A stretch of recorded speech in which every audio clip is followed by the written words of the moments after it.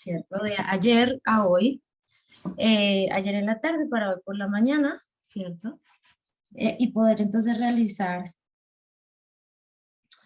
esta sesión el día de hoy.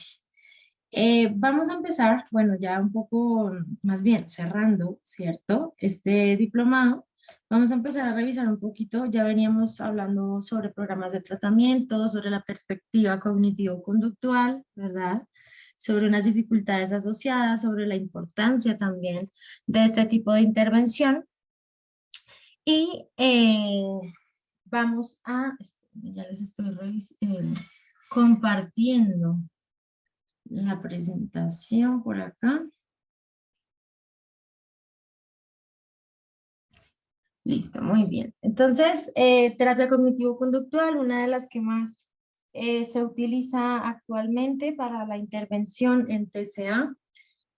Aquí, por supuesto, que tenemos una mirada mucho más transdiagnóstica. Yo les contaba, ¿cierto? El jueves de esa mirada, bueno, diferente, ¿verdad? De ese aspecto que tiene que considerarse finalmente muchos aspectos que son comunes, ¿cierto? En estos trastornos de la conducta alimentaria.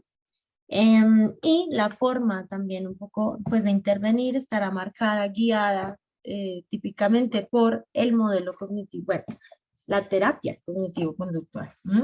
Las dificultades en la alimentación, pues pueden asociarse a una respuesta a dificultades relacionadas con cambios en el estado de ánimo, ¿cierto? En parte los atracones pueden aliviar temporalmente los estados de ánimo negativo y permiten que los pacientes dejen de pensar en sus dificultades. Para que el tratamiento tenga impacto duradero en los atracones y las purgas, es necesario abordar los intentos externos de esos pacientes por restringir su alimentación, la sobrevaloración de forma, peso, la tendencia a comer, ¿cierto?, en respuesta a sucesos adversos y estados de ánimo negativos. Por tanto, va a ser esencial empezar a trabajar en muchos componentes asociados a trastornos de la conducta alimentaria, no solamente en el control del peso, no solamente un poco en esa rehabilitación nutricional, ¿verdad? Sino también el acompañamiento en el componente emocional, en resolución de problemas, en implementar habilidades que finalmente les permitan para tener, ¿no?, esa mejoría. La intervención va a ser multidisciplinar típicamente, ¿de acuerdo? Esperen un segundo. Diapositivas, grabaciones, vieron material complementario. Ya todo el material se lo subí a la plataforma. Los administrativos son los encargados de enviarles el link tanto del material como de los videos, que igual me imagino que ya, y de hecho por aquí precisamente están compartiendo el link de los videos, en donde ustedes pueden revisar la playlist, ¿no? Ahí están cada una de las grabaciones. Si tienen un link, ya no les van a enviar más, porque ahí se cuelga, pues, todas las grabaciones, todo el paquete de grabaciones. No es uno por clase, ¿vale? Sino que se les envía uno, que es el del inicio, y a partir de allí, pues, van todo el resto de videos, ¿de acuerdo? Y el tema del material, ya me imagino que les estarán o les compartieron o ya les estarán compartiendo el día de hoy, junto con la evaluación, eh, el material, o bueno, el link en donde van a encontrar el material, ¿de acuerdo? Se encuentra el material por módulo. Cada módulo pues tendrá precisamente las diapositivas que trabajamos, va a tener también unas lecturas extra o complementarias, sobre todo en literatura, ¿de acuerdo? Para que lo tengan allí en cuenta. Y en algunos de los módulos sí que van a tener unos links a algunas páginas específicas o el artículo directamente que pueden revisar. Bueno, todos esos aspectos los pueden entonces ver, ¿de acuerdo? Allí en el material, seguramente ya hoy se los estarían enviando. Si es que no se lo han enviado, pues se lo enviarán ya el día de hoy junto con la evaluación, ¿de acuerdo? O bueno, también les recordarán el link de los videos, etcétera.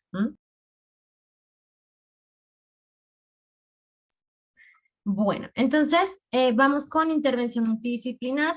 La intervención multidisciplinar, por supuesto, requiere de muchos profesionales. En trastornos de la conducta alimentaria, típicamente vamos a trabajar muchos, ¿de acuerdo?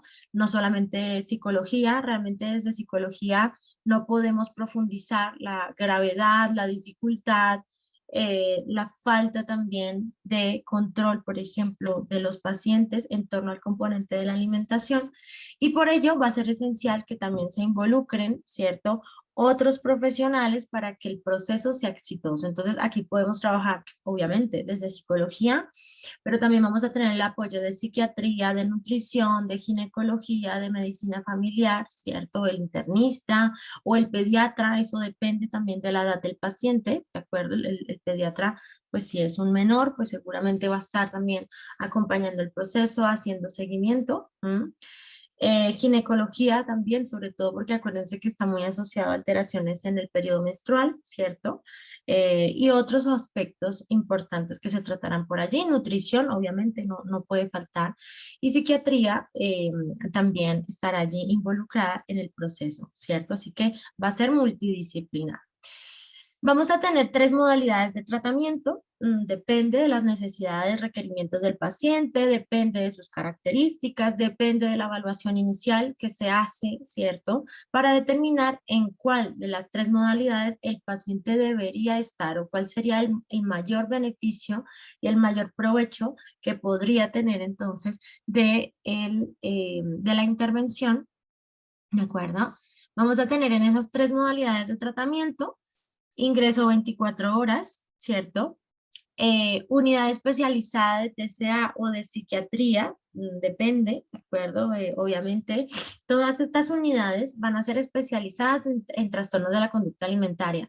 No es ideal que cualquier psicólogo con un conocimiento muy general de TCA trate este tipo de trastornos, ¿de acuerdo? ¿Por qué? Porque son trastornos bastante complejos, son trastornos en donde realmente sí que se va a requerir un abordaje mucho más a profundidad. ¿M? Así que todos los profesionales involucrados en estos programas o en estas modalidades de tratamiento tienen que estar muy, muy bien formados en este tipo de trastornos.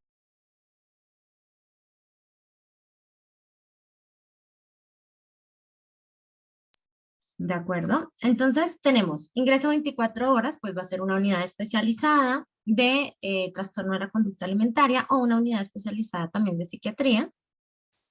Un hospital de día, el paciente pues realiza el tratamiento durante el día, ofrecen usualmente unas jornadas de 8 horas más o menos, obviamente este es un tratamiento, una intervención en donde se tiene el acompañamiento, como les dije, de muchos profesionales, y en el hospital de día se le va a enseñar a alimentarse adecuadamente, se va a hacer un seguimiento, se van a empezar a identificar ciertos aspectos que de repente a nivel médico sí que se tengan que trabajar.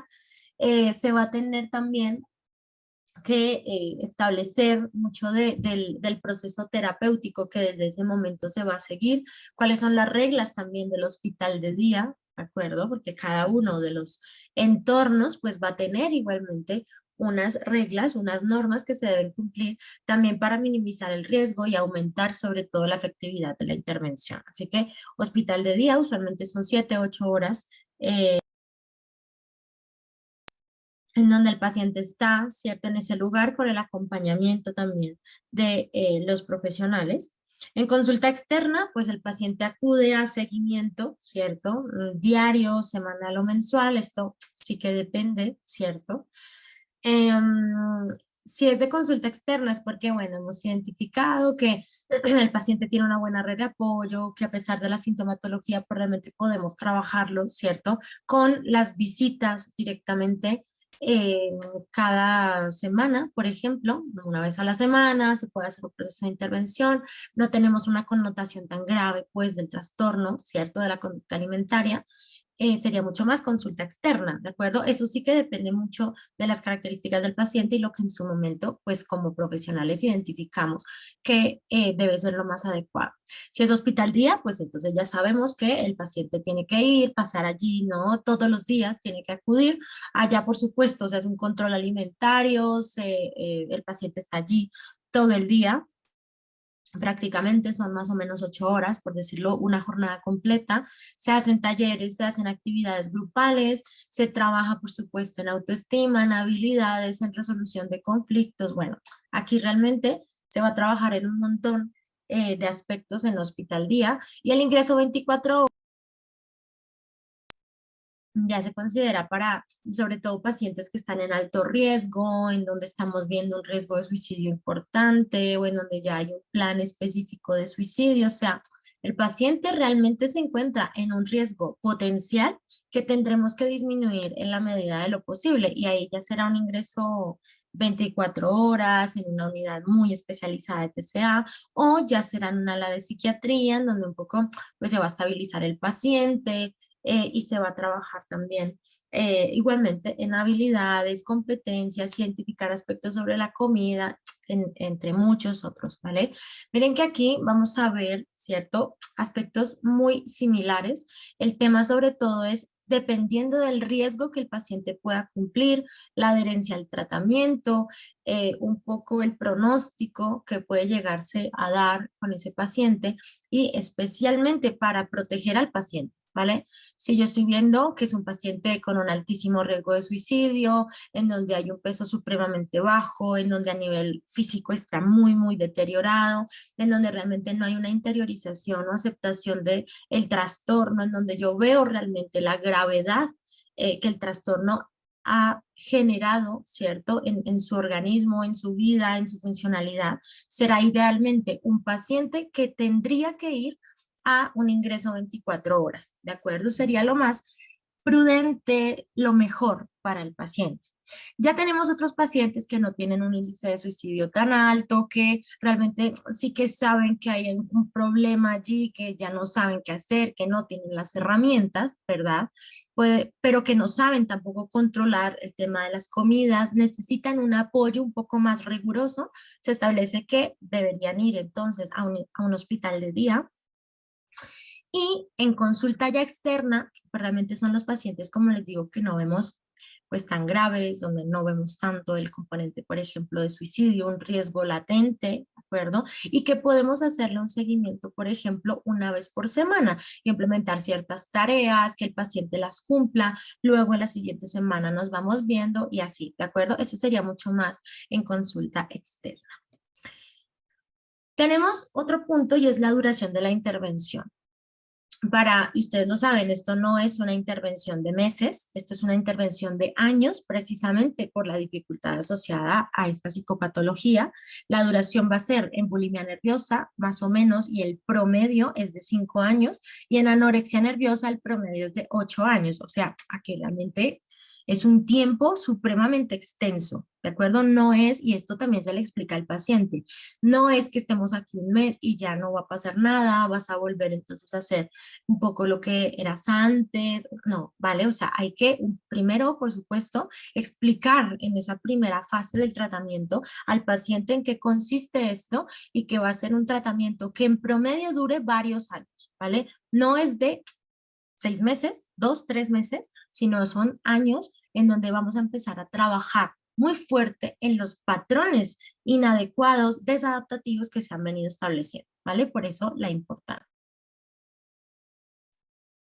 En tasas de recuperación, aquí también lo tenemos que tener en cuenta. No se les olvide que yo siempre les digo, no somos los salvadores, pues, del paciente, y entonces yo soy el psicólogo o el médico o el nutricionista o el ginecólogo, ¿de acuerdo? Y entonces, pues, ya llegué yo y ya el paciente no tiene nada. No, no, no. Hay ciertas tasas de recuperación en donde vamos a presentar que hay muchos pacientes que tienen recaídas, que hay muchos pacientes que finalmente no logran la recuperación, que se saltan el proceso, que no continúan, ¿de acuerdo? Y que muchos de ellos, pues lastimosamente, por los patrones que llevan, tienen alteraciones mucho más significativas a nivel físico o llegan incluso a morir. O sea, este es un peligro latente y tenemos que también tenerlo en cuenta en esas tasas de recuperación. En la bulimia nerviosa, 45% llega a la recuperación total. Miren que es menos de la mitad, pero bueno, tenemos un porcentaje relevante, 45%. El 27% tiene una mejoría significativa, se sigue trabajando, ¿de acuerdo? En los procesos con ese paciente para que ojalá llegue a ser parte de ese porcentaje de recuperación total. Y el 23% lastimosamente se hace crónico, ¿vale? Se agudiza el proceso del paciente y realmente no logra entonces la recuperación. En anorexia nerviosa, el 46% llega a la recuperación total. ¿Mm?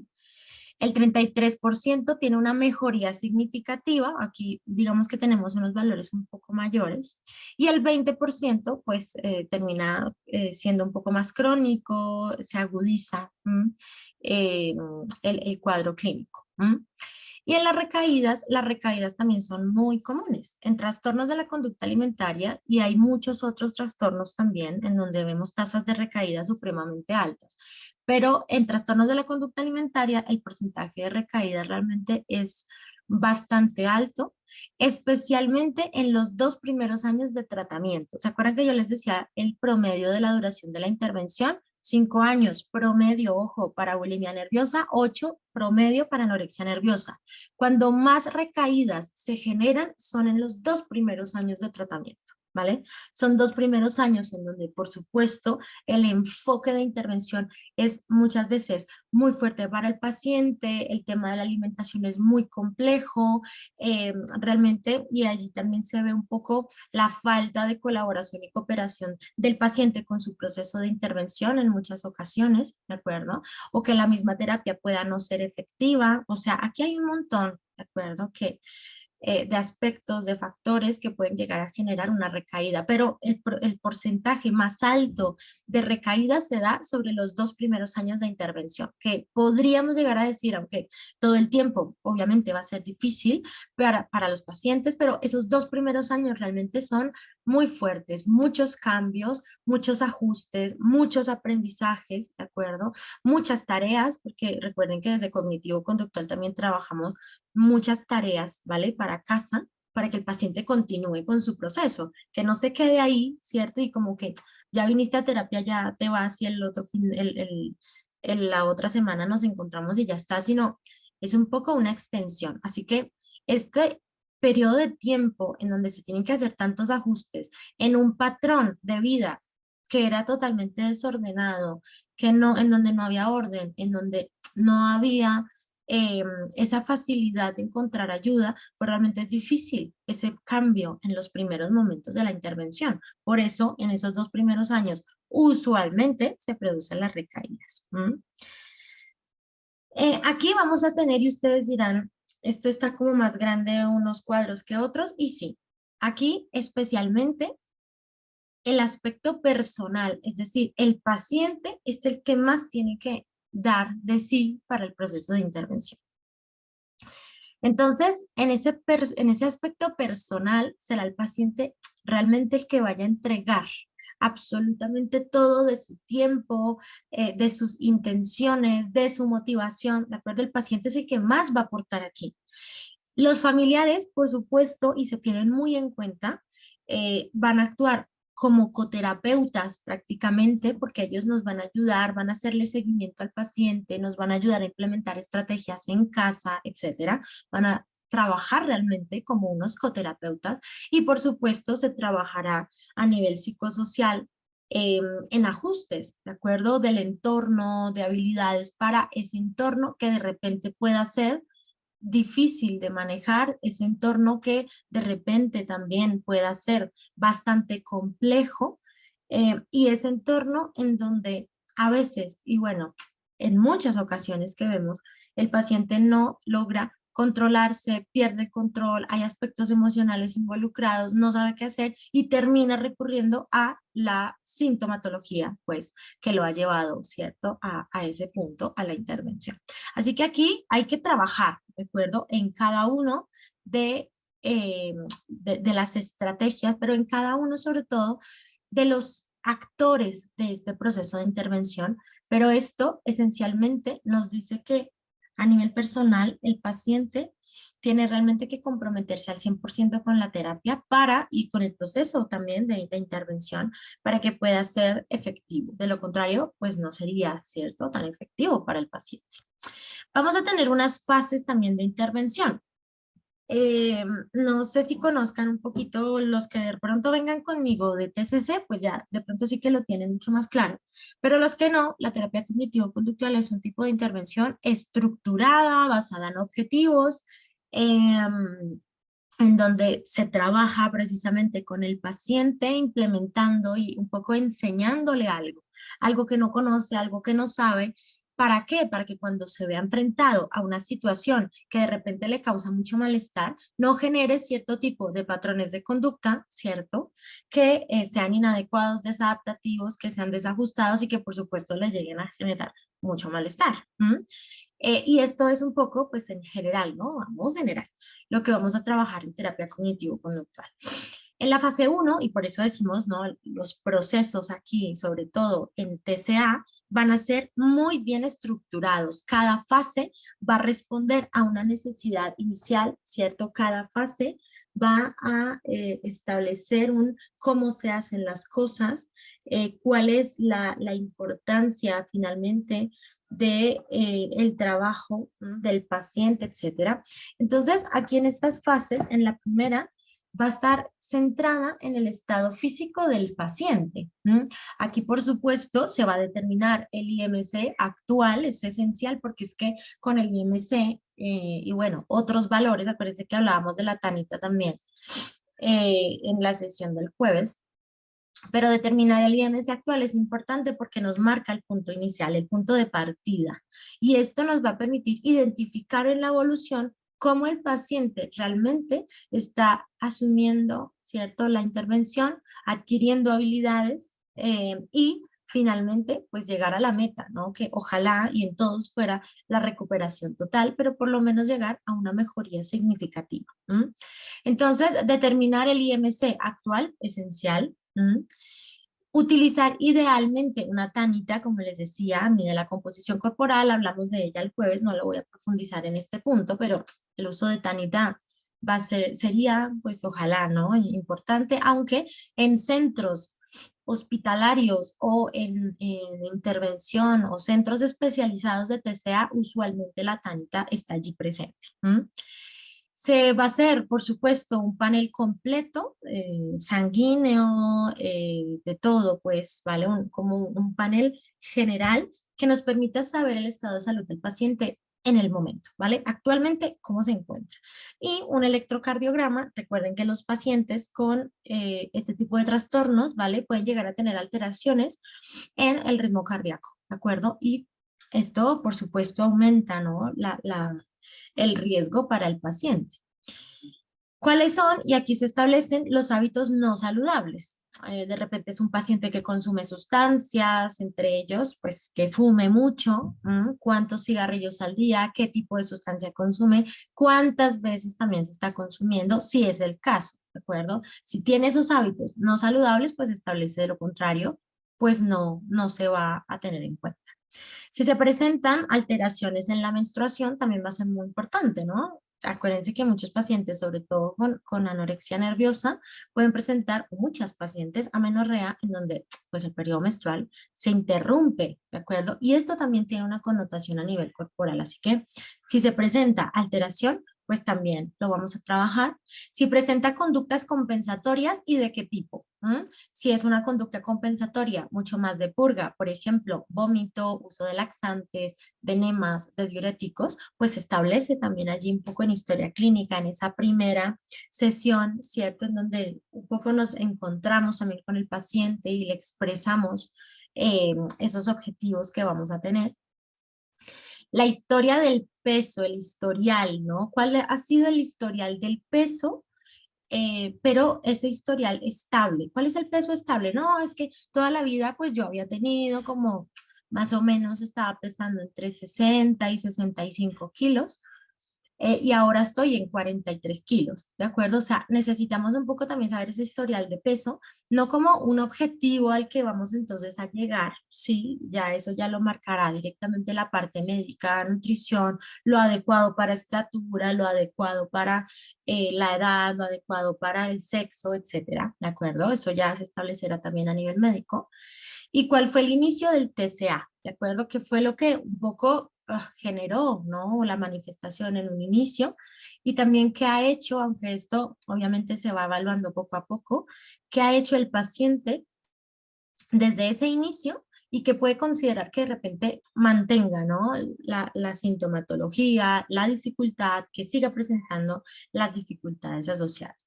Esta fase uno es una fase de conocimiento del paciente, de establecer una línea inicial, ¿de acuerdo? Cuando los pacientes acuden a consulta y un poco quieren empezar el proceso también de intervención, se tienen que saber muy bien sus condiciones. Hay pacientes que se niegan a pesarse, o que no quieren, o que le tienen ese terror a la báscula, o que se pesan 10 veces, pues casi al día, o por lo menos 3 o 4 veces al día, y a la semana, pues obviamente mucho más. Y de repente sí que esa relación con la báscula es muy compleja, tiene una connotación también emocional importante, etcétera. Así que si estamos viendo, y usualmente lo que hacemos es que el paciente, si le genera demasiado malestar, podamos pesarlo de espaldas, como lo veíamos en el video, ¿se acuerdan? Pesar al paciente de espaldas para que no, exactamente, para que no le genere tanto malestar. Esto tiene un objetivo, no es que el paciente no conozca su peso, sino que el paciente se puede llegar, sabiendo el peso, puede generar mucho más malestar y de una u otra forma no estar tan de acuerdo con la terapia o ver ese peso de una forma distorsionada. ¿De acuerdo? Es que esto no corresponde a lo que yo veo en el espejo, ¿cierto? A lo que yo soy, a lo que experimento en mi cuerpo. Esto no soy, este no es el peso realmente que tengo, ¿de acuerdo? Entonces es importante que si el paciente tiene mucho malestar, se pese de espaldas. Y sobre todo enfocar en el IMC. Aquí una estrategia, aunque bueno, esto se va a trabajar un poquito más adelante, pero una estrategia ya en otras fases, en otras sesiones, va a ser enseñarles sobre el IMC.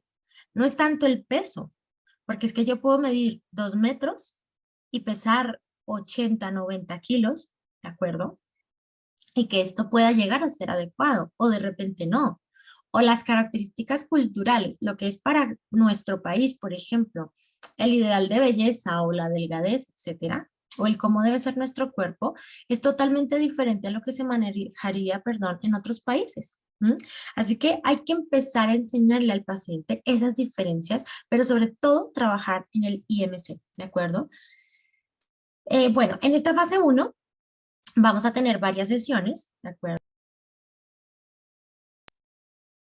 En la primera consulta se debe establecer una buena relación terapéutica. Esto es transversal a todo tipo de intervención en psicología. O sea, realmente tenemos que generar una relación terapéutica adecuada, efectiva, que le proporcione al paciente tranquilidad, ¿vale? Que está en un entorno en donde se conoce lo que pasa, la situación se entiende, ¿vale? Entiendo por lo que estás pasando y te doy herramientas, ¿vale? O sea, que se pueda establecer también esa relación hace parte de un proceso básico de saber hacer entrevista, de un buen rapport, de conocer también muy bien al paciente y que el paciente te conozca y conozca el proceso de intervención.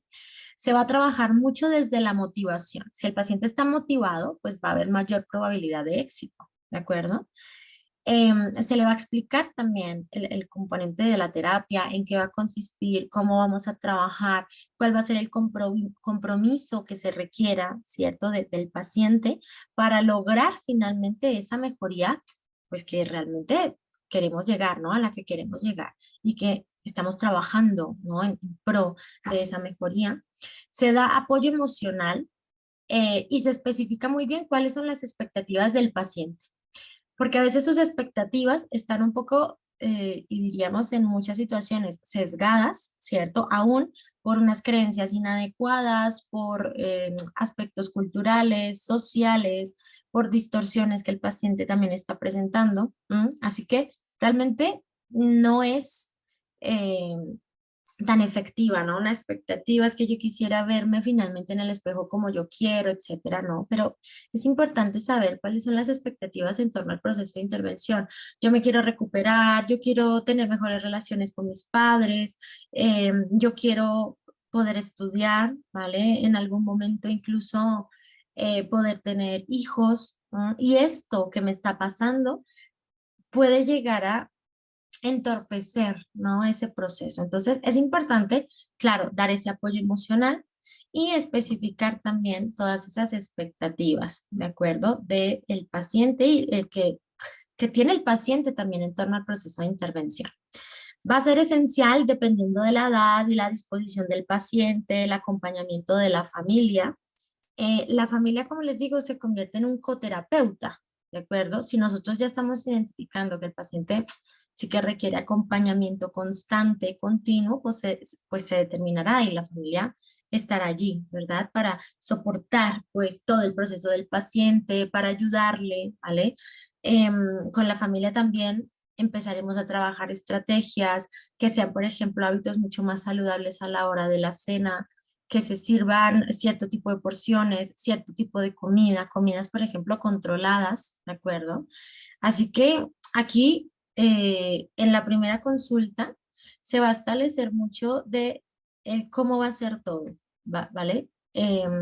Cómo vamos a generar herramientas, qué vamos a trabajar, cómo lo vamos a trabajar, que se van a dejar también tareas, ¿cierto? Para el paciente entre las sesiones.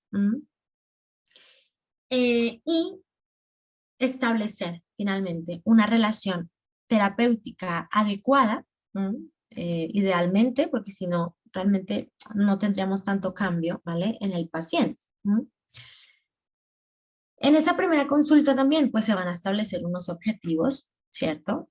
Sí, por eso decimos en esta primera consulta que también vamos a dar un poco ese apoyo emocional al paciente. ¿M?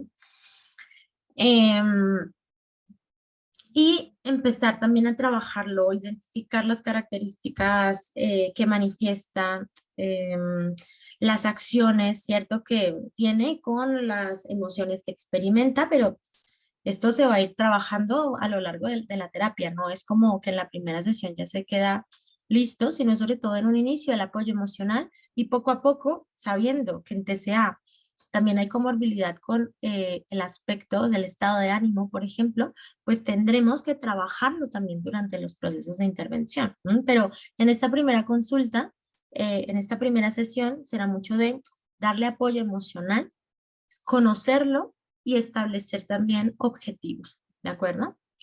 En los objetivos, pues obviamente a corto plazo, a largo plazo, entonces conciencia del TCA es uno de los objetivos, ¿cierto? A corto plazo, la reducción de las conductas compensatorias, la reducción también de conductas problema, reestructuración nutricional es también un objetivo esencial a corto plazo, y la reducción de otras manifestaciones, ansiedad, depresión, etcétera.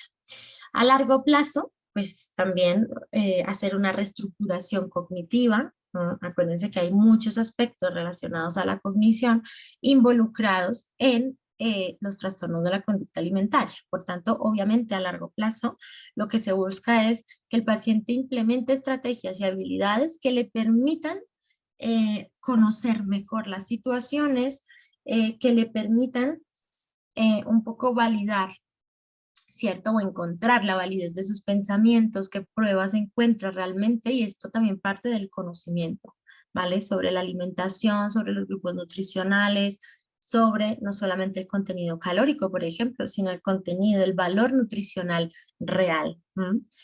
Regular el estado emocional, también obviamente aquí se va a trabajar, ¿de acuerdo? O sea, yo les decía, hay alteraciones o dificultades en el estado de ánimo que pueden ser muy marcadas en los trastornos de la conducta alimentaria. Y este es un objetivo que se va a trabajar con esos pacientes, regular su estado de ánimo, implementar herramientas que le permitan finalmente poder controlarlo o regularlo, ¿cierto? Herramientas que le permitan finalmente esa mejoría, ¿no? En ese aspecto.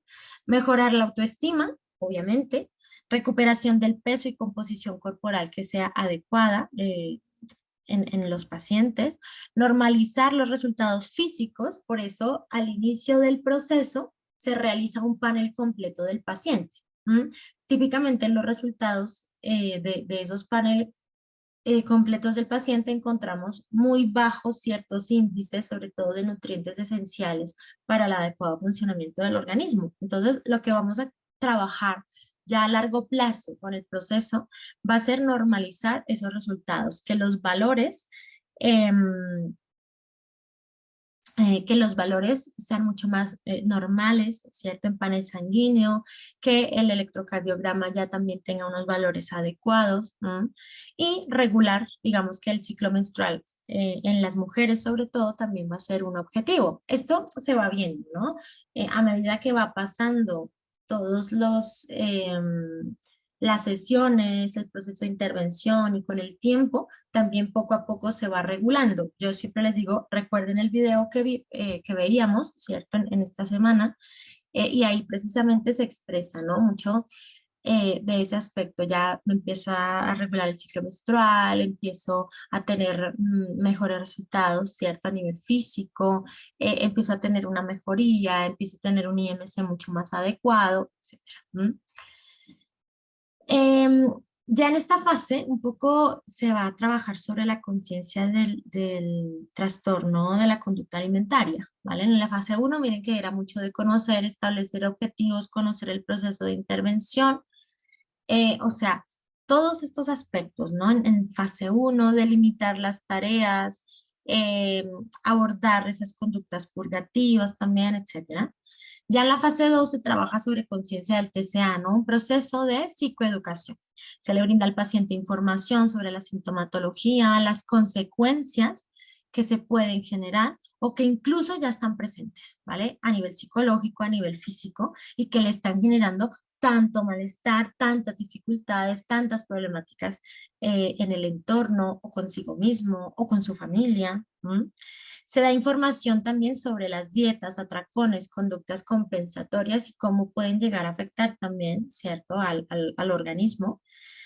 Y se habla sobre los mitos de los trastornos de la conducta alimentaria, las creencias erróneas también a nivel nutricional. Aquí se van a abordar muchas creencias que el paciente tiene de base, ¿vale? Muchos aspectos en donde el paciente te dice es que lo más importante son las calorías, es que no se puede comer, por ejemplo, pasta, pan, papa, bueno, todas las harinas, porque son lo que más engorda, ¿de acuerdo? Sino hacer realmente una formación en nutrición, una formación en que el paciente reconozca que cada grupo alimentario es esencial, ¿de acuerdo? Y que cada uno de ellos aporta a nuestro organismo para un funcionamiento adecuado. ¿M?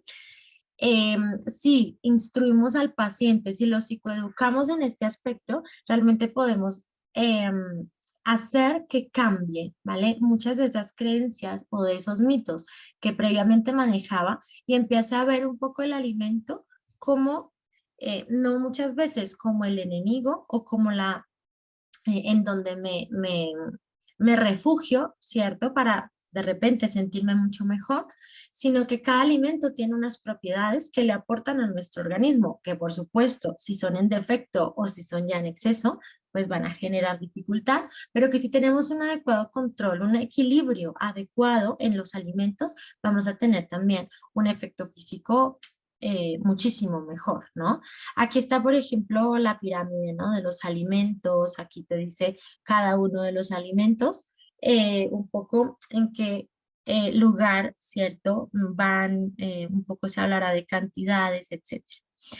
Se brindan, ya aquí un poco vamos a empezar en la fase 2 a hacer modificación conductual. Se va a brindar al paciente pautas de alimentación, recomendaciones de horarios que diariamente debe aplicar. Em, una de las fases, bueno, en esta fase sobre todo se va a trabajar en las pautas de alimentación. Pautas de alimentación que van a tener cierto tipo de aspectos, ¿vale? Cierta cantidad y tienen que cumplirse en el horario determinado. No se pueden saltar comidas y ahí se van a implementar, digamos que otras pautas, ¿de acuerdo? Pero sobre todo esas pautas de alimentación y las recomendaciones de los horarios van a ser esenciales porque se empieza a establecer una pauta, ¿de acuerdo? Una forma pues de funcionar que previamente no se tenía. Es que yo me salto comidas, es que yo tengo la purga, etcétera, etcétera. Entonces aquí sobre todo que en esas pautas de alimentación no se puede saltar comidas, que se tiene que comer específicamente estos grupos alimenticios en esta cantidad, ¿vale? Hay mucho más orden. El paciente no tiene el control de una u otra forma en los TCA, o ha perdido mucho el control, ¿cierto?, del consumo o no del alimento. Y esto implica que en esta modificación conductual que se va a empezar, cuando le brindamos estas pautas alimentarias al paciente, va a empezar a regular y va a empezar un poco a establecer esto como su cotidianidad. Ya sé que tengo que comer hasta ahora, ya sé qué tengo que comer y ya sé cuál es la porción que tengo que empezar a implementar. ¿M? Y se hace un seguimiento dietético, por supuesto. Los pacientes tienen que escribir todos los días en todas las comidas qué están comiendo, ¿de acuerdo? ¿Qué están comiendo? ¿En qué horario comieron eso? Las dificultades, obviamente, también en esa comida, es que no quería probar esto, es que sentía que me iba a atragantar, es que no me lo quería comer porque yo lo veía y entonces decía, esto me puede engordar, etcétera, ¿vale? Se hace un seguimiento dietético muy bien establecido en porciones, bueno, sí, en la cantidad también de comidas, ¿vale? Al día. Y se va a establecer finalmente un patrón muy organizado y específico para ese paciente que sea saludable. Se hace un registro también de esa alimentación, como les digo, pautas para la actividad física también es importante, ¿de acuerdo? Unas pautas que permitan un poco que el paciente es que está haciendo un ejercicio excesivo. Bueno, vamos a cambiarlo a un ejercicio si lo quiere hacer, pero más de pronto para ayudarle, ¿cierto? A su organismo a que tenga em, más energía, que como ya también estamos trabajando sobre pautas de alimentación, pues también el componente físico se vaya fortaleciendo. Pero esas pautas para la actividad física también estarán determinadas, ¿de acuerdo? Si es en exceso, pues ya no vamos a hacer 4 horas de ejercicio, ¿vale? Si es un ejercicio excesivo, podemos hacer cierto tipo de actividad física o en un inicio se restringe, depende, ¿vale? Del paciente. Se realizará análisis funcional, obviamente, de conductas problema. Venimos de una terapia cognitivo-conductual en donde, por supuesto, si quieres hacer modificación conductual, tienes que entender muy bien el contexto, la conducta que ocurre en ese contexto, las consecuencias que se generan y la función de la conducta en ese contexto. Cuando entendemos en el análisis funcional ese patrón, logramos identificar por qué se mantiene esa conducta problema y empezamos entonces a trabajar sobre las mismas, ¿de acuerdo? Ya identificadas, obviamente, ya evaluadas. Enseñar estrategias que son incompatibles con conductas problema, ¿de acuerdo? Entonces, es que cuando como solo tiendo a no comer o como muy, muy poco, o una vez como, siempre tiendo a hacer la purga, pues entonces implementar, perdón, estrategias alternas, ¿vale? Con estrategias incompatibles. Si yo me siento solo y típicamente como cuando me siento solo o cuando estoy aburrido o cuando me siento mal, pues entonces hago algo que me guste, pienso en algo que me guste, que me llene, escucho mi música favorita, ¿de acuerdo? Hablo con mis mejores amigos, los llamo, por ejemplo, para salir. Estas son conductas incompatibles porque es que previamente ese malestar que se generaba un poco se veía traducido en la purga, en las conductas compensatorias, ¿de acuerdo? Y ahora, en vez de hacer, por ejemplo, la purga, voy a invitar también a que coma conmigo mi mamá, mis amigos, etcétera, o una vez que comamos o salir incluso a comer, puedo estar con ellos un buen tiempo. ¿M? Entonces, claro, es importante, ¿de acuerdo? Que lo podamos establecer así, conductas o estrategias, perdón, más bien, incompatibles. ¿M? Un libro a modo de diario personal, pero ¿qué tipo de libro?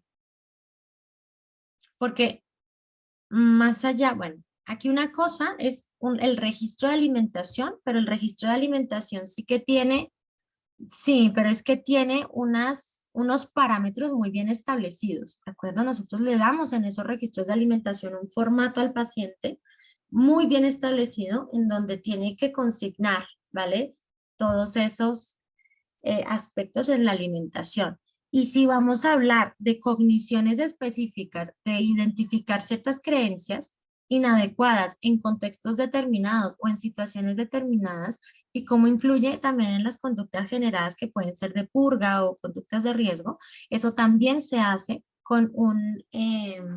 con un autorregistro ya muy bien establecido. No es solo que escriba porque sí, no.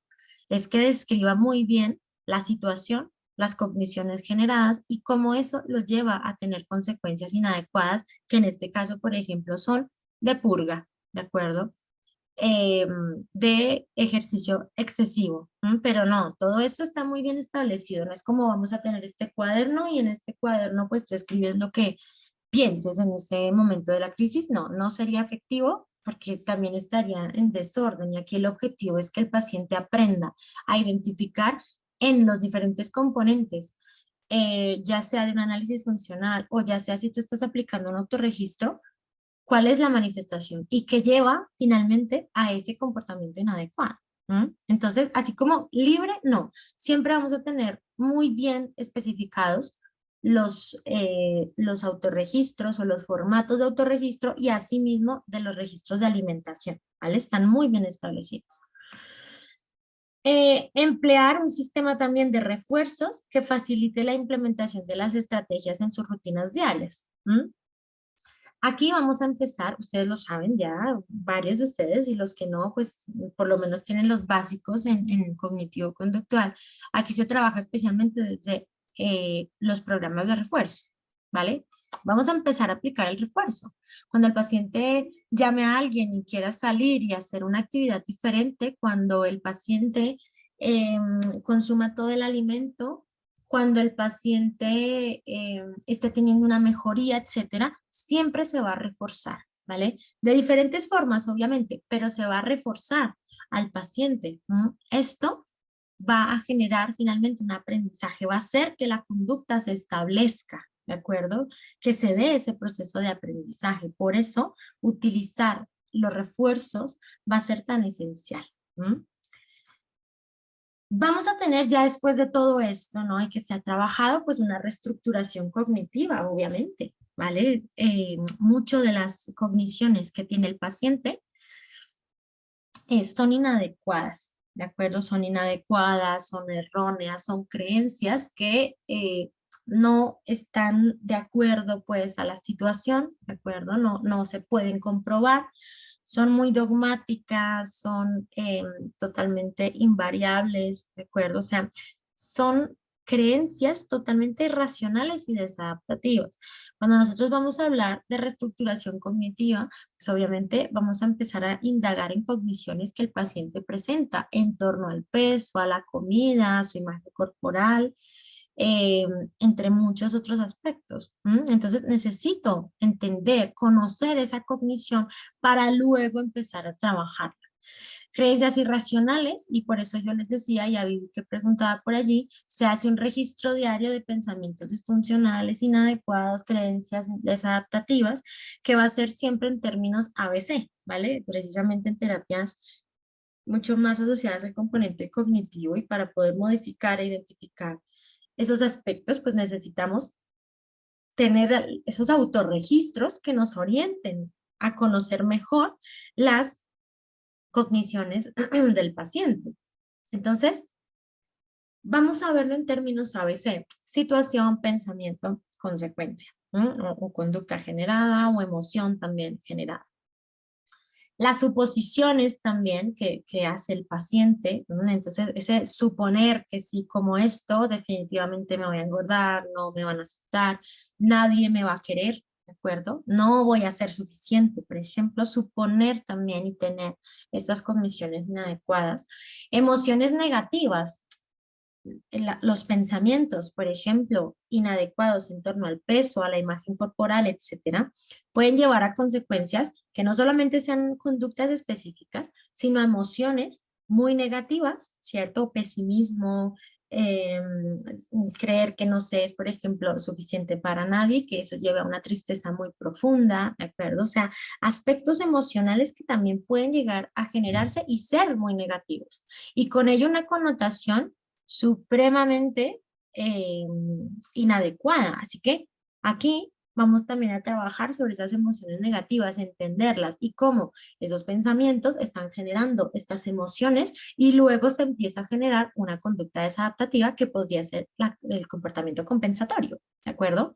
La purga, el ejercicio excesivo, aislarse, etcétera.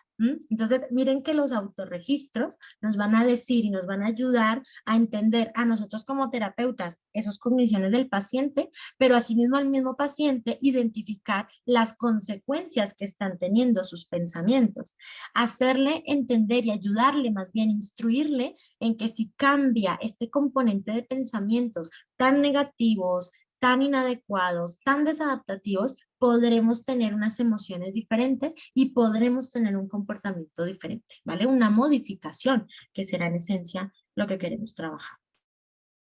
Gráficos en donde se especifican las cosas más importantes para la vida del paciente, ¿vale? Aquí ya se le asigna pues un porcentaje. Cuando hablamos de esos gráficos, ¿han visto los gráficos de torta? Sí, me imagino. Los hacemos en Excel o en otros programas. Son gráficos de torta en esencia, muy bien. Esos gráficos nos orientan y al paciente también a identificar qué sería lo más relevante en su vida, en su cotidianidad, ¿de acuerdo? Esos gráficos de torta, por ejemplo, qué tanto, ¿cierto? eh, Se distribuye el peso finalmente que tiene cada aspecto, qué peso tiene la familia en un porcentaje, qué peso tiene, por ejemplo, los amigos o el deporte o el trabajo, la figura y el peso, ¿de acuerdo? En los gráficos de torta al inicio, esto también es para instruir al paciente, ¿no? Y ver finalmente su evolución. En los gráficos de torta típicamente se ve que lo que más se manifiesta o finalmente em, lo más importante en ese caso sería el peso, la figura, ¿cierto? Sería lo más representativo. La familia, los amigos, las cosas que disfruta, la música, bueno, esos aspectos tienen una porción muy pequeñita. Cuando el paciente lo ve, empieza a entender que su vida realmente gira en torno a algo, que lo más importante para él es el peso y la figura y el resto qué. A partir de ahí y de ese conocimiento se empieza a trabajar. Ya poco a poco y en el seguimiento o ya digamos si es que se llega a la remisión, pues se vuelve a hacer ese gráfico de torta y encontramos que el peso realmente ya no es tan representativo, sino es mucho más importante los amigos, son más importantes, por ejemplo, las relaciones con otros, la familia, ¿vale? Los intereses, los gustos. Entonces, en este caso, eh, es lo que vamos a tener, ¿de acuerdo? Y se aplican también técnicas, obviamente, para el manejo emocional, para la ansiedad. Aquí hay un montón. Usualmente trabajamos porque son muy efectivas las técnicas de respiración, de relajación y se implementa mindfulness, ¿vale? Mindfulness porque va en pro también de este tipo de terapia. Se trabaja en el momento presente y se trata sobre todo de la aceptación, ¿de acuerdo? Aceptar el sufrimiento, el malestar, el dolor, la incomodidad como parte de la vida y entender que no es solamente el paciente, es entender que esto de repente sí que me pasa en este momento, pero hay muchas personas en este mismo momento que también sufren y no soy solamente yo, ¿de acuerdo? Eso es importante. Realmente mindfulness es una herramienta que aquí se trabaja un montón y que es muy efectiva, ¿vale? Esa conciencia plena para los pacientes, entender finalmente las dificultades y que eso es parte de la vida, ¿vale? Y que no es solamente el paciente, que todos pasamos por esos momentos, pero aquí sobre todo va a ser en enfocarse en lo que realmente es importante, ¿de acuerdo? Por eso, y alguien que me preguntó, con ACT, sí, con ACT también lo podemos trabajar, ¿vale? En el proceso de intervención, ¿no? Claro, y conjugar ACT, por ejemplo, con mindfulness, aquí también incluso se puede trabajar DBT, ¿vale? Que ya DBT incluye mindfulness en su protocolo, pero muy asociado, ¿no? Y especificado, pues, para este tipo de intervención en trastorno de conducta alimentaria. Sí, sobre todo, sí, puede ser, pero igual reestructuración cognitiva va a ir en torno a los dos puntos, ¿no? Poder modificar finalmente esos pensamientos que son inadecuados y que esos pensamientos están llevando al paciente a consecuencias también e igualmente negativas y molestas, ¿vale? Lo que les decía ahorita, la purga, por ejemplo, el ejercicio excesivo, aislarse y emociones también que tienen una connotación pues muy intensa, ¿vale? Negativa típicamente, tristeza, sentirse solo, por ejemplo, ¿de acuerdo? Pero es mucho de lo que se genera a partir de esas cogniciones que son inadecuadas. ¿M? Sí, si vemos que Nelly, el paciente no tiene una buena red de apoyo o, por ejemplo, es que es un paciente, un estudiante que va de intercambio universitario a otra ciudad o a otro país incluso, está totalmente solo, etcétera, pues en ese caso em, vamos a implementar estrategias, ¿vale? Estrategias em, alternas. Entonces, sí, grupos hay y muchos. Entre los mismos pacientes, por ejemplo, que están en hospital de día, ¿de acuerdo? Entre ellos también hay mucho apoyo grupal para el proceso, porque todos están haciendo el mismo proceso, ¿vale? Todos saben que tienen dificultades, que todos están sufriendo y acuérdense también del video, es que teníamos compañeras, ¿no? Estábamos en el proceso y había compañeras que lloraban, había compañeras pues que estaban muy afectadas, ¿vale? Pero todas, por ejemplo, o bueno, todos los pacientes estamos ahí por algo. ¿M? Hay un soporte también de los terapeutas, etcétera. Entonces, realmente esas redes también se pueden generar en amigos que tenga el paciente o de repente también de manera virtual, ¿vale? De manera virtual está la familia en otro país, pero podemos empezar a establecer un contacto mucho mayor, trabajar en una comunicación más asertiva con la familia, que la familia también empiece a entablar comunicaciones eh, mucho más efectivas o constantes, por ejemplo, con el paciente. En ese caso, pues nos va a ayudar, ¿no? Un montón en el proceso. Establecer también estrategias de afrontamiento, esto es importante en esta fase. Miren que el componente emocional se está trabajando mucho después, en fase 3, y no se trabaja en el inicio. Claro, se da soporte a nivel de la emoción del paciente al inicio, pero no se trabaja directamente con esos componentes emocionales, ¿cierto? En las primeras fases, ¿de acuerdo? Porque ahí los objetivos también son diferentes. ¿No? Bueno, establecer estrategias de afrontamiento. Entonces, mucho de estrategias, por ejemplo, de resolución de problemas. Bueno, tenemos alternativas, tanto, claro, del mismo trastorno, ¿no? Del trastorno en sí mismo, como de la cotidianidad. ¿Qué problemáticas surgen en el entorno que típicamente me llevan también a conductas inadecuadas, ¿vale? Entonces, estrategias de resolución de problemas. ¿Cuál es la problemática? ¿Qué alternativas tendríamos? ¿Qué pasaría si actuamos de esta forma? ¿Vale? ¿Por qué no hacemos un experimento y entonces actuamos de esta forma y vemos cuál es el resultado? Porque a veces los pacientes tienden a actuar de la misma forma porque consideran que si actúan de una manera diferente van a tener mayor dificultad o que la problemática pues en sí realmente no se solucione como corresponde. Si empezamos a experimentar un poco en alternativas que puedan llegar a generar un cambio, pues se empiezan a implementar.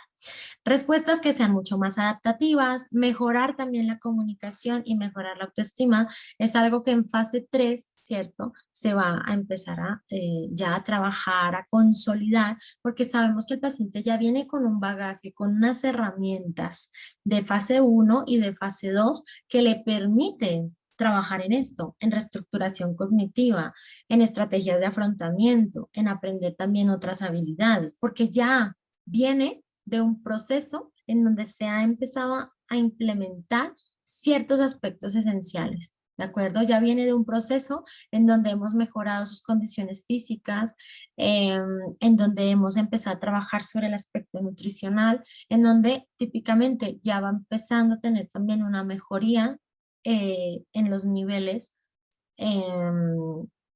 tanto del electro como de los niveles sanguíneos, por ejemplo, ¿vale? El panel empieza a arrojar mejores resultados, en donde ya hemos un poco trabajado, ¿cierto? En esos aspectos también nutricionales, en donde el paciente ya tiene rutinas de alimentación adecuadas, ¿vale? O sea, ya tiene un bagaje.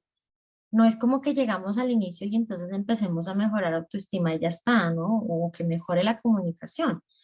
Entonces, por eso estamos hablando de las fases. En cada fase se van cumpliendo ciertos puntos. Sí, señores. Alguien creo que preguntó que si se va de fase 1 a fase 2 y luego a fase 3. Sí, Siempre se tiene que iniciar, como decimos, empecemos por el principio.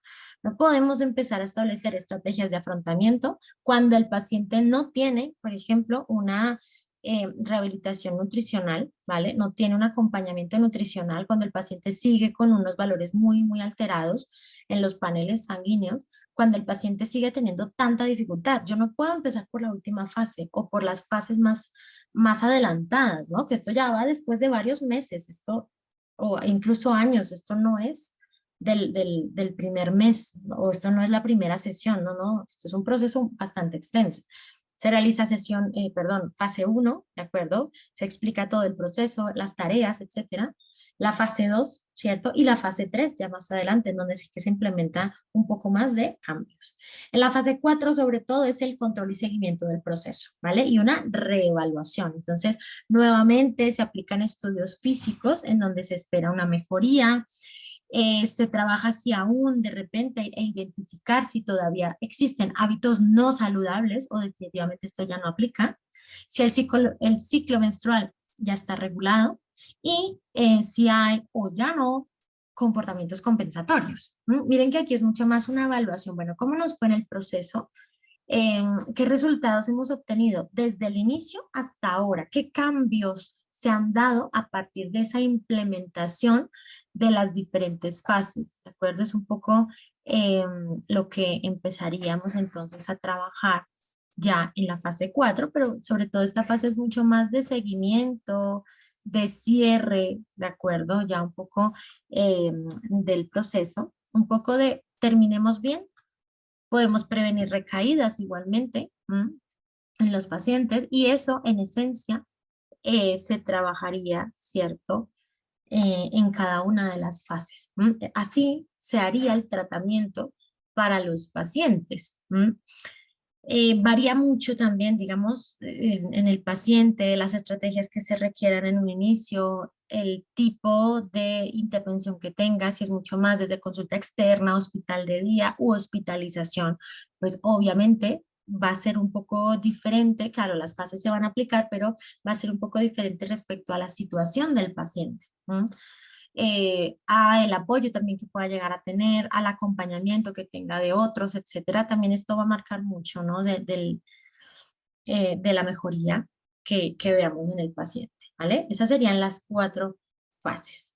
Y fase 5, pues sí, se trabajaría sobre una prevención de recaídas, pero esto sería mucho más, digamos que también a largo plazo, ¿no? Se mantiene. Entonces, que el paciente pueda anticipar situaciones que probablemente desencadenarían una recaída, ¿vale? Es que cuando me estoy quedando solo, cuando me siento mal, en vez de buscar ayuda, me aíslo, me encierro, etcétera. Pero como yo ya sé esto, como ya aprendí herramientas, cuando yo identifico ese potencial riesgo, entonces genero una modificación. O sea, sé que necesito de repente o pedir ayuda o hacer alguna estrategia de las que he aprendido en mi proceso de intervención, ¿de acuerdo? Y que esto no desencadene finalmente una recaída. Sí, una situación, ejemplo, que sea el peso, pesarse, puede generar una recaída en mi paciente, pues lo ideal es que el paciente no lo haga, ¿vale? A menos de que esté en un contexto en donde se requiera, un contexto, por ejemplo, de revisión, de seguimiento. Y lo mismo, que no conozca su peso, que lo haga de espaldas, por ejemplo, ¿vale? Si eso es una recaída o se tiende a tener una recaída en mi paciente, pues nada, no se hace y se trabaja sobre todo en IMC. Es importante, sobre todo, trabajar desde el IMC y no tanto desde el peso en sí del paciente, ¿vale? Porque el paciente todo lo centra muchas veces en el peso, pero aquí eso del peso realmente no nos da tanta información, ¿vale? Depende de nuestras condiciones, el peso será o no suficiente, o no será normal, o no, definitivamente, más bien estará por encima. Eso se establece a partir del IMC, no de otros aspectos. Así que, sobre todo, instruir al paciente en IMC va a ser esencial. ¿Qué es lo normotípico? ¿Qué es infrapeso? ¿Qué es un bajo peso? ¿Qué es un peso normal? ¿De acuerdo? ¿Qué es un peso ya por encima también del promedio? Recuerden que ya hicimos ese ejercicio la semana pasada. Bueno, en esta semana que está ya terminando. Hicimos el ejercicio del IMC. Sobre todo el IMC, el que un poco también nos va a orientar. ¿De acuerdo? No tanto el peso en sí, porque a veces el peso no nos dice nada.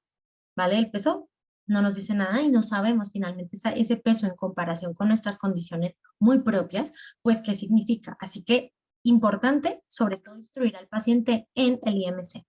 Y también identificar señales de alarma qué limitaciones podría tener, cómo poner en práctica lo aprendido para emitir ya unas respuestas mucho más adaptativas, ¿vale? Sobre todo en esa prevención de recaídas, es que el paciente identifique factores de riesgo, ¿de acuerdo? ¿Cuáles son los factores de riesgo? Es que cuando yo veo o revistas, por ejemplo, en donde hay modelos, ¿no? Que están, pues sí, como muy delgadas y empiezo como a ver esas revistas, eso muchas veces hace que yo empiece a tener muchos pensamientos inadecuados y que eso me lleve a conductas compensatorias o a que no coma o a conductas muy restrictivas, a emociones igualmente negativas, etcétera. Si el paciente logra identificar esos aspectos, esos factores de riesgo, los podría manejar, ¿vale? Y por eso decimos que aquí, sobre todo, se va a centrar en la prevención de recaídas, ¿de acuerdo? Vamos a trabajar en un caso clínico, ¿de acuerdo? A veces, pues sí que es mucho más, más efectivo. Entonces, el caso clínico. Un paciente, bueno, es una paciente femenina de 17 años, estudiante universitaria de segundo semestre, ¿vale? De Derecho, de la carrera de Leyes o de Derecho, como le digan en su país. Acude a consulta en compañía de sus padres y manifiesta que quiere mejorar, ¿vale? Sabe que la relación con la comida no es del todo adecuada y que le ha causado muchos problemas, especialmente en su familia. Verbaliza, tengo terror a subir de peso, es algo que no podría soportar. Sé que lastimo a mis padres y quiero cambiar eso. Ya no quiero que se preocupen por mí, como lo están haciendo ahora. Es un poco lo que la paciente verbaliza, dice, ¿cierto? En el proceso de evaluación, pues establece un peso de 42 kilos. Un peso previo, parece que aquí evaluamos un poco también el historial del peso previo antes, ¿no? De la manifestación, un peso previo de 58 kilos, una estatura de 1,62, ¿no? Por lo que el IMC en este momento se determina en 16 y es un criterio de bajo peso. Acuérdense que 18,5 para abajo va a ser un peso insuficiente, ¿no? En este caso, realmente estábamos en un IMC de 16 eh, que nos orienta, ¿cierto?, a pensar en un peso muy bajo, en alteraciones seguramente físicas, y entre muchos otros aspectos, ¿no?, en la paciente. Se realiza el diagnóstico de anorexia nerviosa de tipo restrictivo, ¿no? Tenemos aquí ejercicio excesivo, hacia 3 horas diarias de cardio muy intenso, restricción importante del alimento, obviamente estamos, y por eso se determina el diagnóstico, una anorexia nerviosa de tipo restrictivo, por ese patrón precisamente de restricción en el alimento. Tiene buena conciencia del problema, ¿vale? Eso sí que nos ayuda, uno, en motivación y más que arriba, por ejemplo, en las verbalizaciones que hace, eh, vemos, ¿no?, que es consciente de las dificultades, que tiene una mala relación con la comida, que el peso es algo que le preocupa mucho, ¿no?, que también lastima a su entorno, a sus familiares y que esto lo quiere cambiar, ¿vale? Por eso decimos es que tiene buena conciencia del problema y seguramente va a estar motivada, ¿vale?, para el proceso. En antecedentes, pues tiene un perfil de perfeccionismo que es excesivo, especialmente con sus estudios, manifiestan tanto los padres como la paciente, que siempre ha tenido las mejores notas, ¿de acuerdo? Las mejores notas, mejor dicho, ser la amiga perfecta, ser la hija perfecta, ser la mujer perfecta, ¿de acuerdo? O sea, es un patrón de perfeccionismo, pero que especialmente se ve en torno a sus estudios. El ingreso a la universidad y las exigencias de los padres por mantener una beca, ella se gana una beca universitaria, va a ser un desencadenante para la problemática. También se encuentran patrones alimentarios que son inapropiados y conflictos importantes en el entorno familiar. Hay igualmente un tema de duelo, ¿vale?, una pérdida reciente del abuelo materno, pues quien para ella era muy importante, ¿vale? Un apoyo esencial, era como otro padre para ella, ¿no? Y hay historial también un poco en la problemática, inicia con sus conductas restrictivas, al iniciar sobre todo sus estudios universitarios, menciona que era más importante pues completar los trabajos de la universidad que de repente comer algo, que esto pues le ayudaría finalmente también a tener un mejor peso, ¿no? Entonces pues si no como, pues incluso puedo bajar algunos kilos y estar mejor, ¿vale? Es un poco lo que la paciente manifiesta. Aquí, bueno, y no se los coloqué, pero hay síntomas prodrómicos, venían, había un patrón también que era inadecuado previamente en la alimentación. Sobre todo se empieza a aumentar las dificultades, ¿no? Sí, en la universidad, pero antes ya se manifestaban periodos en donde restringía cierto alimento, pero siempre estaba dentro de la norma, ¿no? Y no se le ponía tanta atención al tema de la alimentación hasta que ya finalmente en la universidad y con el duelo, pues, que tiene del abuelo paterno con las dificultades familiares, entonces ahí es cuando ya directamente el patrón restrictivo se hace muy, muy evidente y empieza a perder peso de manera muy importante, ¿vale? Conflictos en la familia, dificultades bastante importantes, pues, en su contexto. ¿Qué vimos aquí en la paciente, ¿no? En su estado físico, pues, amenorrea, obviamente, dolores intensos de estómago, estreñimiento también se manifiesta, dificultades para dormir, sobre todo un insomnio, ¿no? Allí que presenta, caída del cabello y mucho frío. Aquí miren que se está describiendo mucho en esencia un cuadro, ¿no? De la anorexia en esencia. Ansiedad elevada, un estado de ánimo bajo, ¿vale? Esto a nivel de estado físico, a nivel psicológico, tenía mucha ansiedad, un estado de ánimo igualmente muy bajo, baja autoestima, sentimientos de culpa, un patrón igual de perfeccionismo y autoexigencia, inflexibilidad cognitiva, también lo veíamos mucho, pensamientos obsesivos, especialmente sobrepeso y comida, y aislamiento social, ¿vale? El aislamiento social era algo también que la estaba afectando mucho y que identificábamos en ese primer encuentro, ¿no? Con la paciente. Se empiezan a establecer unos objetivos. Incrementar el apoyo de la familia, ¿vale? Sí que había muchas confrontaciones o dificultades, pero se empieza a trabajar con la familia para que igualmente sean coterapeutas, para que puedan apoyar el proceso de la paciente. Reducción también de conductas compensatorias, pero en esencia aquí era el ejercicio, ¿cierto? Específicamente, y esa restricción pues muy marcada, ¿no? En ella. La reestructuración nutricional, ¿no? Aquí obviamente se trabaja con nutricionista para que se establezcan horarios, un patrón de alimentación adecuado, unas cantidades, etcétera. Reducción de consecuencias físicas y psicológicas, ¿vale? Sobre todo, por ejemplo, en psicológicas, aparte de las consecuencias físicas que veíamos ahorita en su estado general, a nivel físico, también se manifestaban aspectos de ansiedad. Entonces, uno de esos objetivos iba a ser reducir esas consecuencias psicológicas que asociadas especialmente a los componentes de ansiedad. En psicología se iba a trabajar sobre psicoeducación, ¿cierto? El manejo finalmente y en esas primeras fases el manejo de la ansiedad, el apoyo familiar sobre todo. Y en nutrición, 5 ingestas al día, 5 ingestas que eran supervisadas antes, durante y después. ¿No? El aumento de la variedad de alimentos y su cantidad. Obviamente uno de los objetivos a nivel de nutrición era el aumento del IMC y tener hábitos mucho más saludables en torno a la nutrición, al componente del ejercicio físico, lograr, ¿no? Un equilibrio entre esos puntos. Cuando nosotros empezamos, por eso yo le decía a Vivi, ¿no?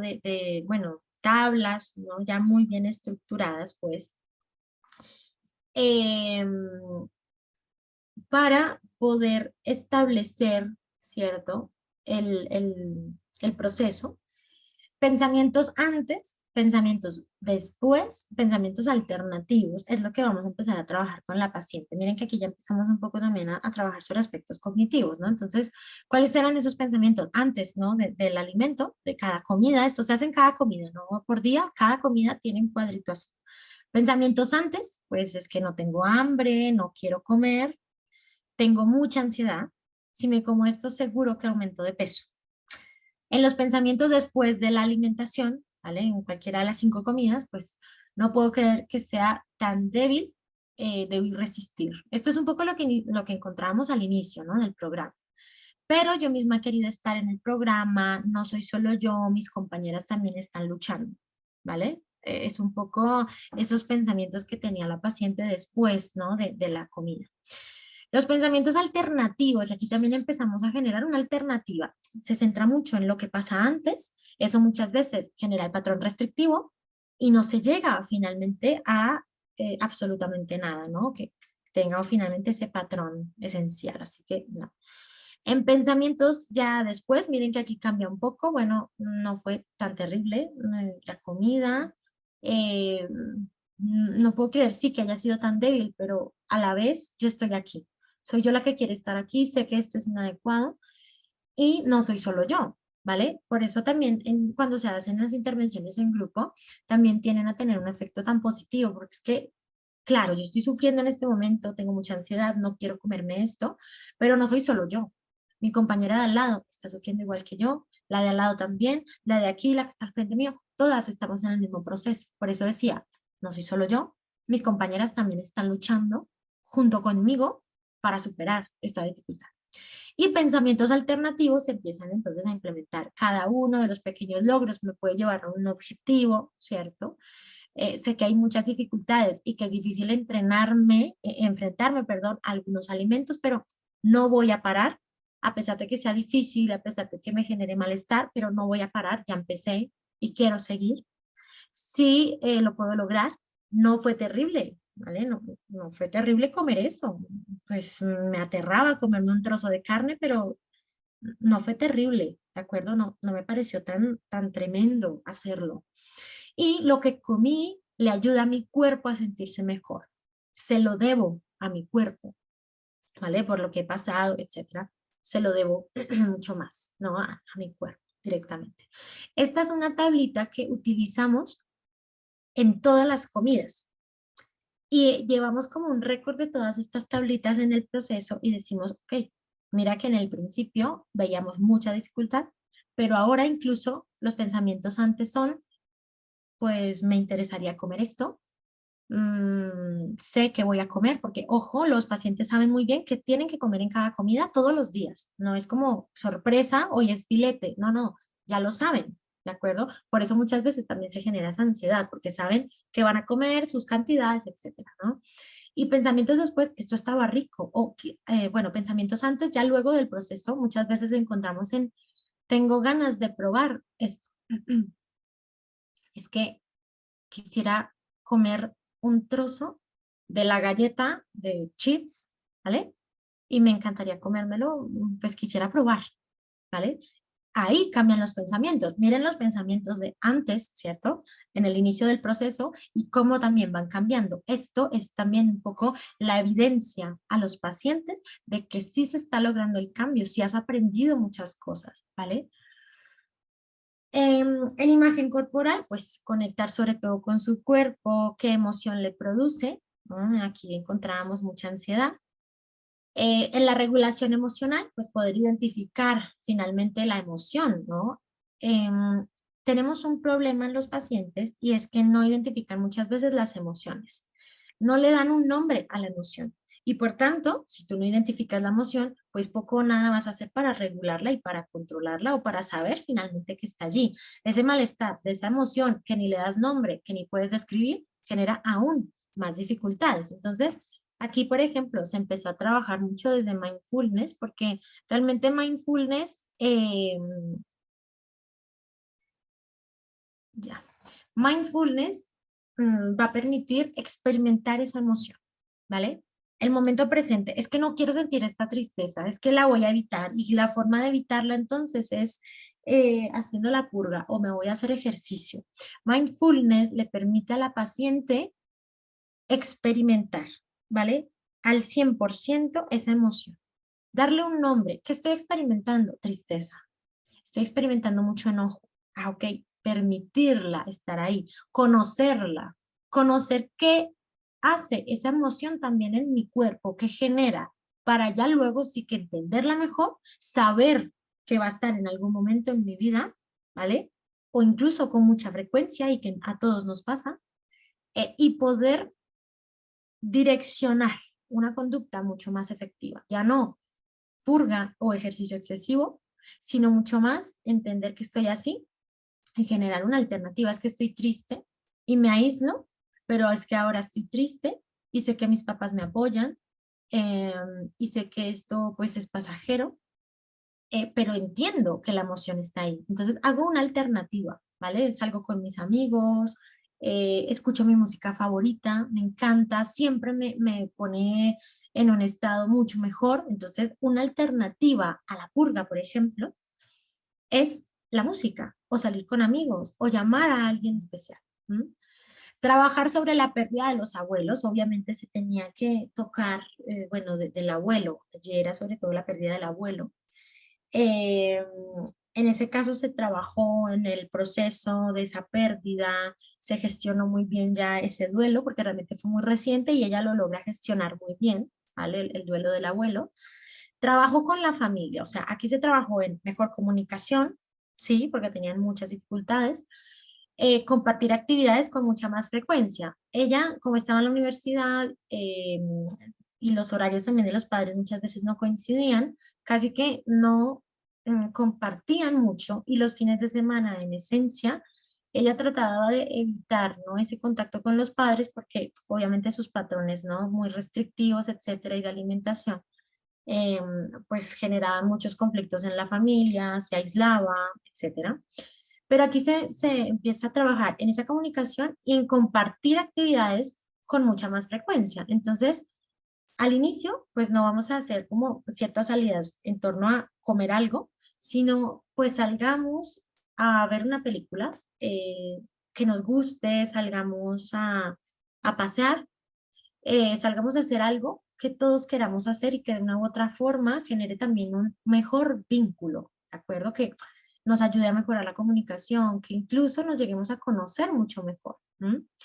Exponer alimentos que causan más ansiedad. Aquí obviamente, miren que allí por debajito están las técnicas conductuales, ¿no?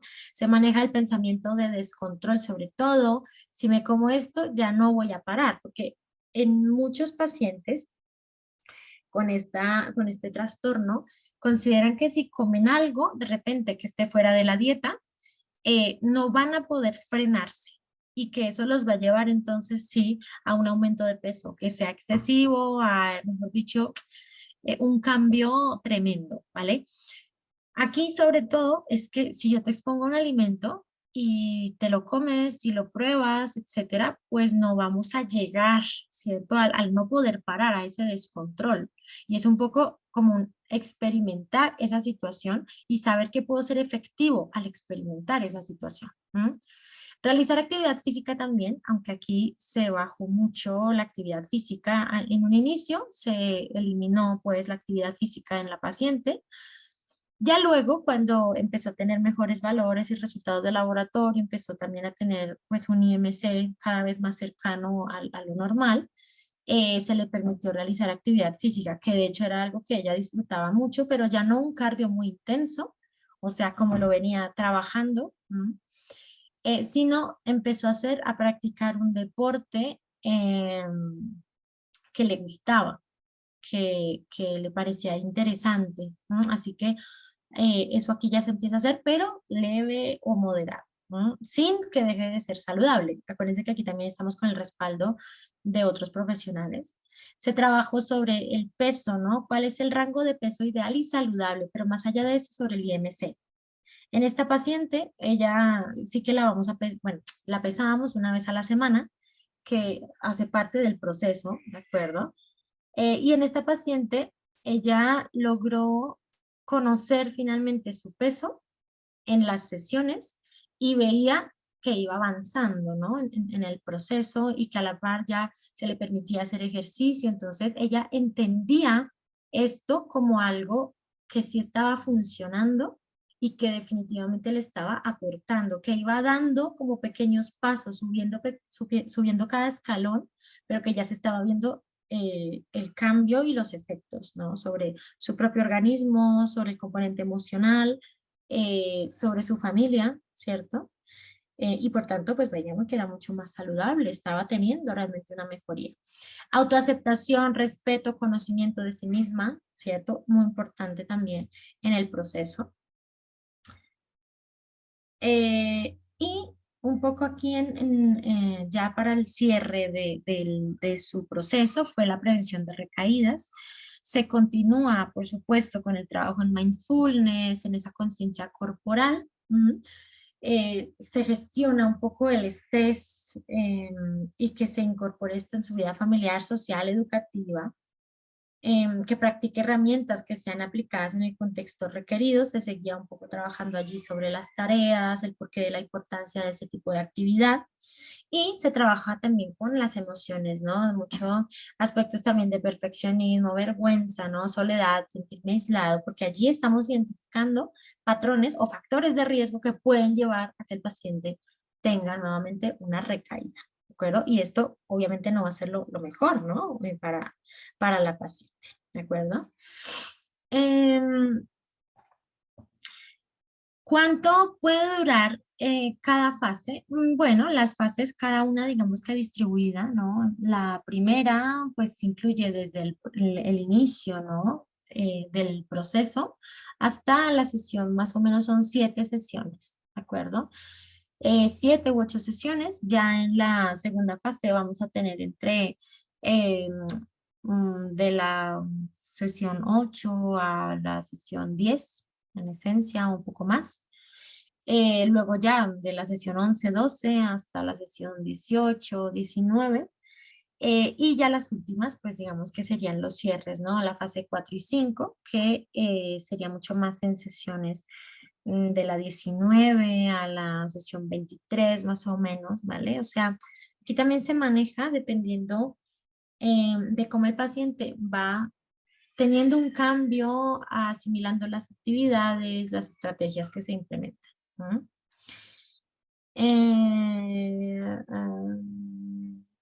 No, no. Aquí, porque la evidencia, la investigación respalda este tipo de intervención, pero nada tiene que ver con otro tipo de modelos teóricos porque allí ya no se entendería el fenómeno de la misma forma. Y si se está trabajando desde la terapia, desde psicología, usualmente se trabaja desde este aspecto, pero esto es cognitivo-conductual, ¿vale? Que dice allí Pablo, ¿no? Que en un caso así, si lo hacen varios profesionales, sí se puede trabajar desde... Entonces, empecemos aquí con humanista, con psicoanálisis, con cognitivo-conductual. No, pero realmente no veríamos la efectividad.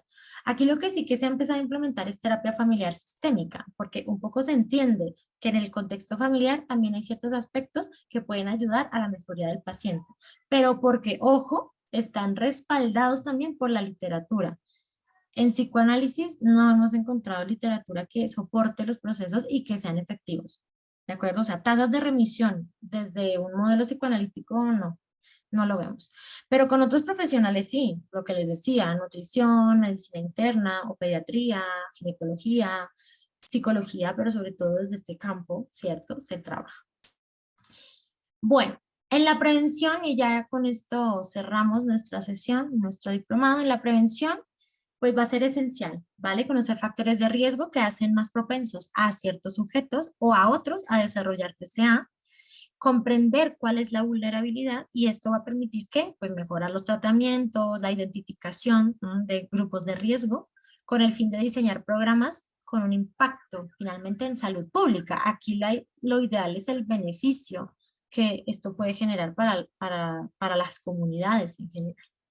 ¿Qué tenemos? Y acuérdense que tenemos un poco ese componente mucho más integrativo, ¿no? Tras diagnóstico también, que nos dice que hay un patrón de perfeccionismo excesivo, problemáticas de consumo de sustancias muchas veces en los padres como factor de riesgo, patrones inadecuados en la alimentación en casa o incluso antecedentes de TCA también en casa, comunicación inadecuada entre padres e hijos, una autoevaluación negativa, baja autoestima como factor asociado con la insatisfacción corporal, influencias ambientales, exposición a medios de comunicación factores de estrés crónico, síntomas prodrómicos, acuérdense, y presencia de otro trastorno mental. Estos, en esencia, serían algunos de los factores de riesgo para el desarrollo del trastorno. Si empezamos a identificar estos patrones de riesgo, podemos identificar comunidades o grupos mucho más vulnerables que otros, ¿cierto?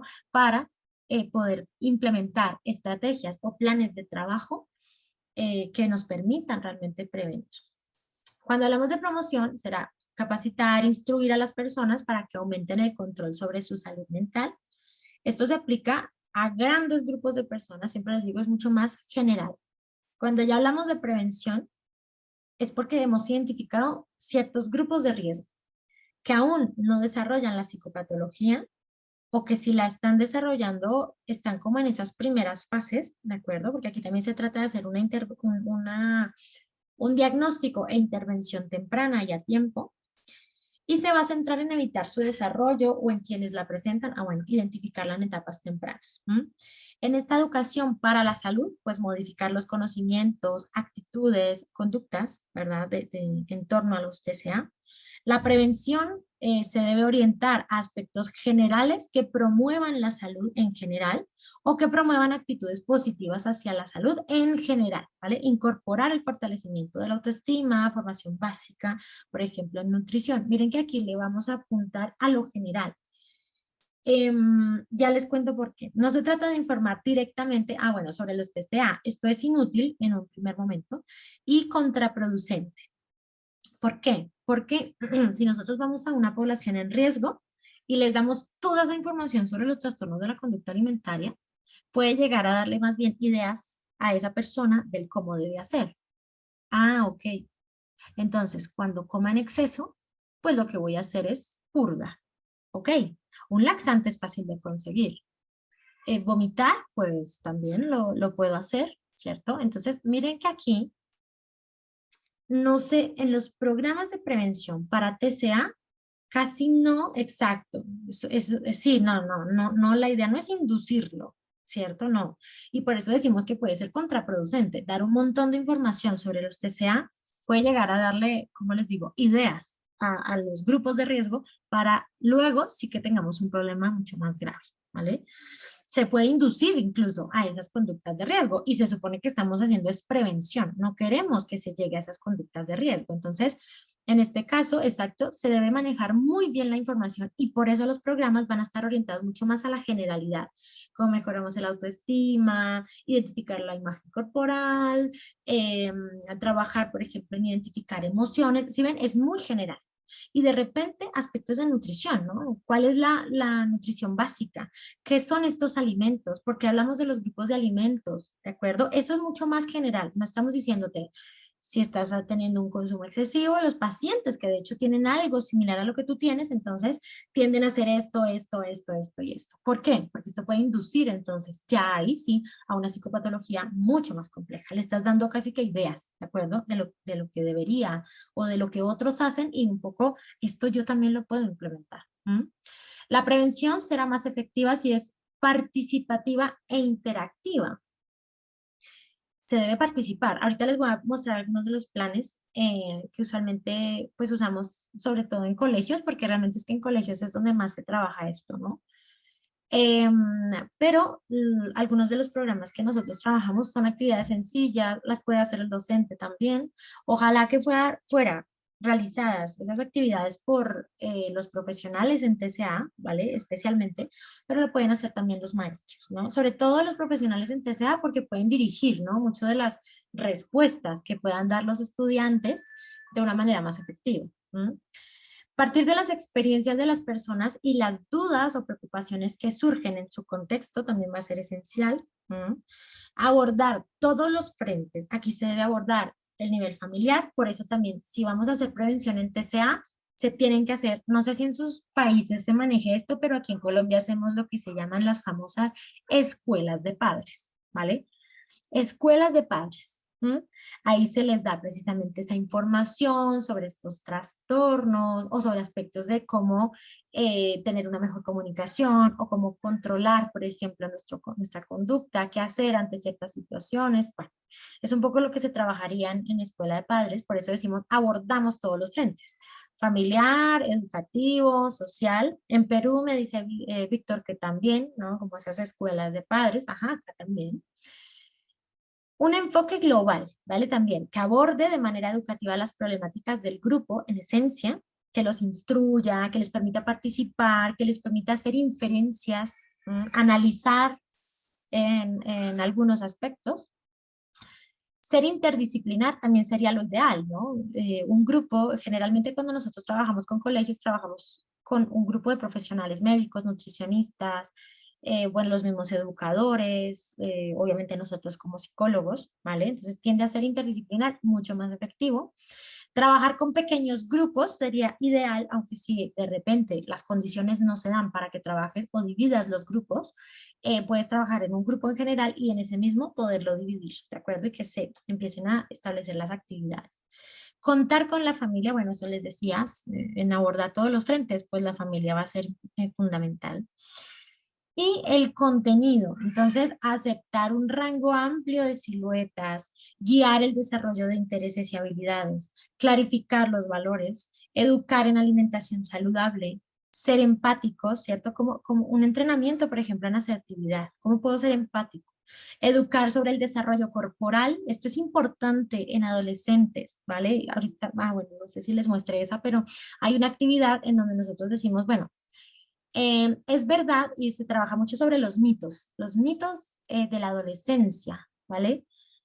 Es verdad que las mujeres en la adolescencia empiezan a tener glúteos mucho más pequeños. ¿Es verdad o no? ¿Y por qué? Y ahí también hay, entonces se corrobora bueno, se especifica una información que sí que es real, ¿no? Se desmiente el mito, no, esto no pasa de esta forma, etc. El busto tiende a crecer, por ejemplo, la cadera tiende a crecer, o sea, especificar en aspectos que sí que pasan en hombres y en mujeres, ¿vale? Dar esa información. Se trabaja también en autoestima, autoconcepto, habilidades sociales, habilidades de manejo del estrés, de comunicación, de resolución de problemas y tiempo libre, pero tiempo libre siempre enfocado en actividades saludables. Serían un poco los contenidos que en las escuelas, por ejemplo, típicamente se van a trabajar. Vamos a tener 3 niveles de prevención. Una prevención primaria, aquí ¿qué pasa? Se reduce o se eliminan factores de riesgo que son claves, ¿vale? Que hemos identificado en esa comunidad. Se incrementan los factores protectores, se previene la aparición de problemáticas, vamos a trabajar sobre esa prevención, y se reduce la incidencia, o sea, la aparición de casos nuevos, esa probabilidad de que nuevos casos se generen con prevención primaria, vamos a disminuir esa incidencia, ¿no? de nuevos casos. ¿Qué se puede trabajar acá? Alfabetización mediática sobre todo, entonces disminuir la internalización del ideal de delgadez por medio de la crítica a los medios de comunicación. Esta es una actividad que se maneja muy bien. Los estudiantes, bueno, ahorita les muestro cómo es, pero los estudiantes van a tener un tiempo específico en grupo en donde van a discutir sobre los estándares de belleza o sobre un producto específico que utiliza, por ejemplo, un tipo de cuerpo para vender, por ejemplo, su producto. Entonces, aquí es precisamente esto lo que hacemos, ¿no? Hay que se entre en una crítica mucho más a profundidad ya más adelante, que sería esa disonancia cognitiva. En disonancia cognitiva se toma una postura en contra del ideal de belleza que se impone a nivel cultural, social, económico. Esto genera conflicto entre la propia aceptación del ideal de delgadez y los argumentos que se generan para contrarrestar las presiones por alcanzar ese ideal, ¿vale? Se genera un malestar psicológico que motiva a modificar el ideal de delgadez y esto reduce el malestar. Es decir, tenemos de repente una aceptación, ¿cierto? Tal vez en los adolescentes de un ideal de delgadez, de cómo debe ser el cuerpo entonces de una mujer, de un hombre, etcétera, ¿no? Como ese ideal, ¿no? Y que lo que nos venden los medios. Pero a la vez se empiezan a generar argumentos, ¿cierto? Que contrarrestan, que atacan casi ese ideal de delgadez. En la disonancia cognitiva es que se va a generar precisamente, y esa es la disonancia, un malestar psicológico, porque a ver, yo tengo una aceptación de repente o cierto grado de aceptación sobre esa delgadez, pero a la vez entiendo que hay muchos aspectos que van en contra de esos prototipos, etcétera. ¿Mm? Entonces, en ese caso, eh, lo trabajaríamos, ¿no? Desde acá y eso reduce también el malestar. En la prevención secundaria, pues ya se detecta de manera temprana factores emergentes, se identifican signos y síntomas de riesgo, se interviene ya, si es el caso, de manera temprana, ¿vale? Es que estamos identificando, por ejemplo, síntomas prodrómicos de lo que potencialmente podría llegar a ser un TCA y ahí empezamos a intervenir de manera inmediata, ¿vale? ¿Por qué? Porque si encontramos el caso, si se puede reducir en lo más posible la probabilidad de que se dé toda la sintomatología, si encontramos ese factor de riesgo que nos dice, este podría ser o potencialmente puede ser un paciente, entonces vamos a intervenir de manera temprana para que no se desarrolle toda la sintomatología. ¿Sí ven? Y prevención terciaria, pues aquí se reduce el impacto de los trastornos, se previene la aparición de problemáticas más graves, se previene la cronicidad, las complicaciones secundarias, ¿vale? Es un poco en lo que en cada nivel pues podríamos encontrar. Aquí les doy algunos de las actividades. Hay un montón y no son las únicas, pero pues nada más para que conozcan algunas. Entonces, en los mitos sobre la alimentación, ¿vale? Se trabaja una actividad, se forman grupos. Aquí lo que tendemos a hacer es que cada grupo, si trabajamos, por ejemplo, en un salón, estamos trabajando con los grados octavo, bueno, no sé cómo les digan en su país, pero octavo de bachillerato o tercero bachillerato, ¿de acuerdo? No sé cómo le digan, pero ya me lo entiendo, ¿no? Más o menos. Se forman grupos en ese grado, ¿vale? Y cada grupo va a tener el nombre de una comida. Entonces, los espaguetis, por ejemplo, ¿vale? Los, eh, los helados, o sea, ahí ellos realmente tienen mucha imaginación también y se ponen pues un nombre, ¿no? En su grupo. Se formulan preguntas y se espera que los grupos respondan y justifiquen esas respuestas. Entonces, el grupo tal, ¿no? Entonces, ¿hay pastillas que adelgazan? Sí o no, ¿vale? Muchos de los mitos de la alimentación.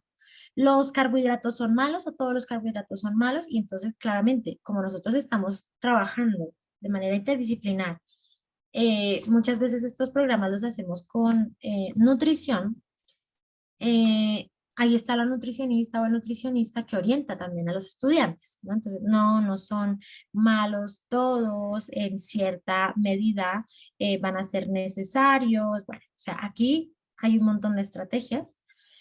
En otro será el de la publicidad.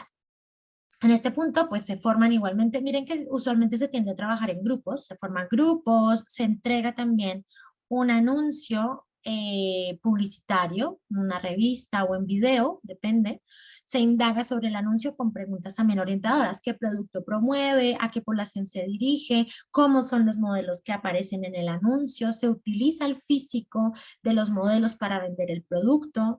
Estos son, digamos que algunas de las preguntas que se podrían empezar a plantear y esto empieza también a generar esa disonancia, ¿vale? Cognitiva. Es que, claro, se ve preciosa la modelo, no sé qué, pero cuando yo profundizo, ¿vale? ¿Qué producto promueve a partir de ese cuerpo ideal?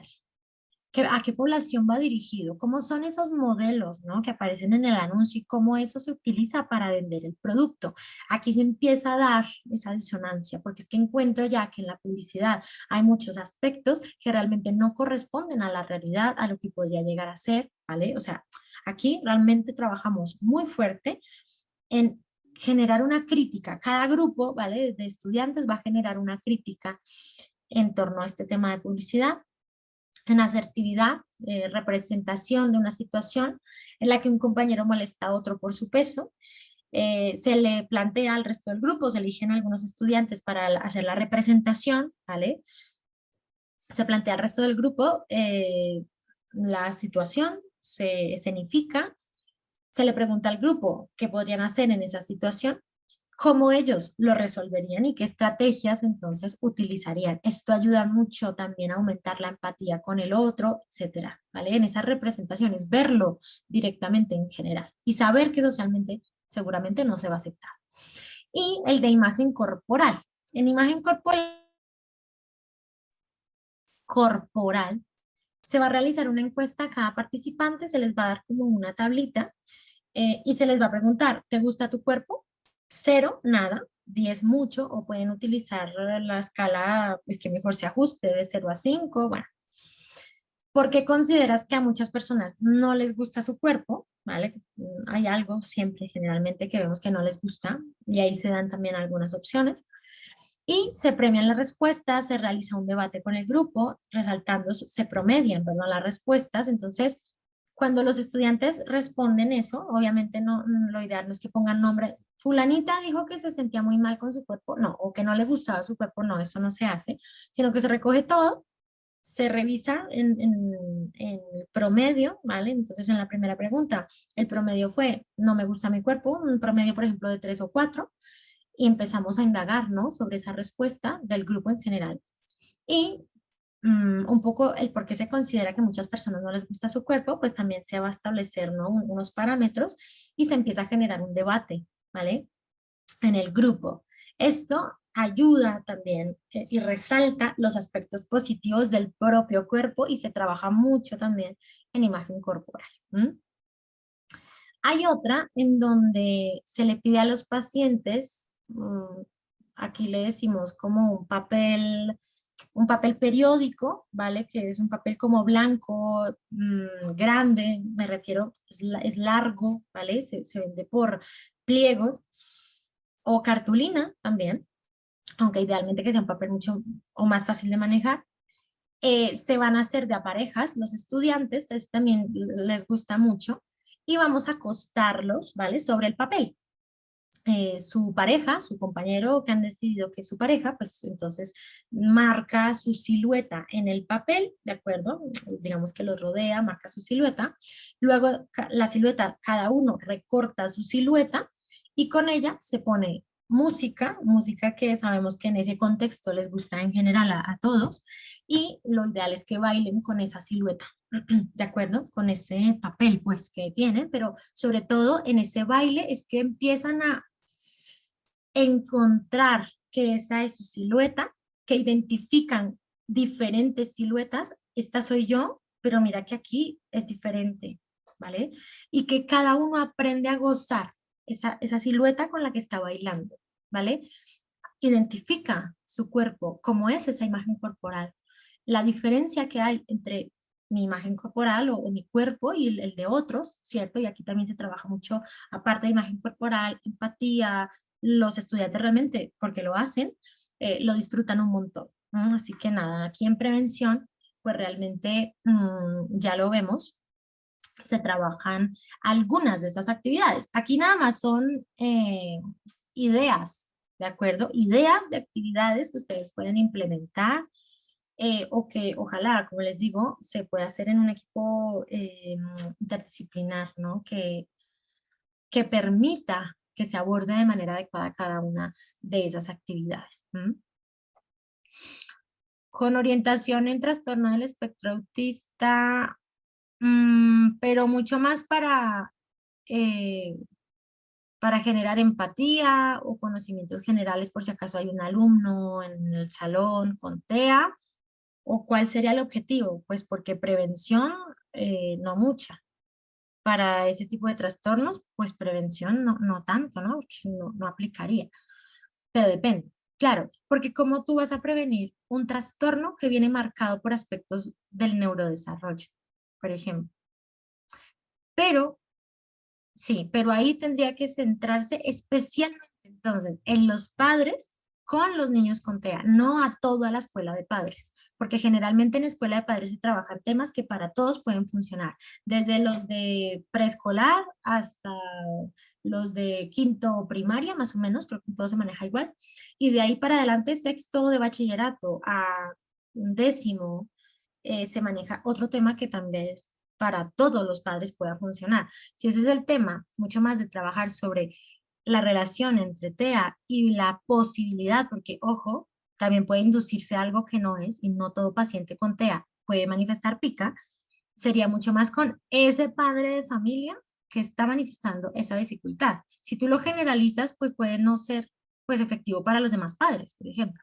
O incluso tener un niño con TEA, ¿vale? En nuestra familia un niño con TEA, pero pues que no tiene ese patrón. Entonces ahí no se vería tanto la efectividad. Por eso ahí se trabajaría no tanto en talleres de padres o formación o escuela de padres, sino mucho más individual. ¿M? Bueno, mis queridos, muy bien. ¿Entendido entonces hasta acá lo que veníamos trabajando? Vale, Vivi, muy bien. ¿Entendido entonces? Bueno, les voy a dar, vale, muy bien. Les voy a dar las indicaciones, mis queridos. Les voy a bloquear el chat para que no se vaya su proceso atencional, ¿cierto? A otros componentes, ni comentarios por allí también de algunos compañeros, preguntas. Algunas cositas. Uno, finalizamos ya hoy pues nuestro diplomado. Espero de verdad que lo hayan gozado, lo hayan disfrutado, hayan aprendido un montón, que lo puedan implementar también, ¿no? En su profesión, etcétera. Dos, van a tener la evaluación, ya los administrativos deben estarles enviando hoy la evaluación con las fechas para presentarla. Ojo con las fechas, por favor, y los horarios. No se les olvide que es hora Colombia, lo que típicamente el horario que manejamos. Entonces, ojo allí con los horarios. Se les dicen que la evaluación va a estar habilitada hasta tal fecha, a tal hora, por favor, realícelo, ojalá antes para que no se le pase la hora, se cierre el formulario y ya no pueda presentarse evaluación.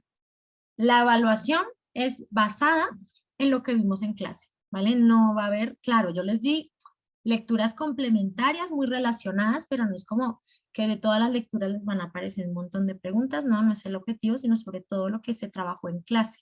Así que allí van a tener algunas preguntas, ingresan al link de la evaluación, responden sus preguntas y todos los datos que les solicitan y envían directamente su evaluación. Ahí les va a salir ya que su formulario fue resuelto, etcétera.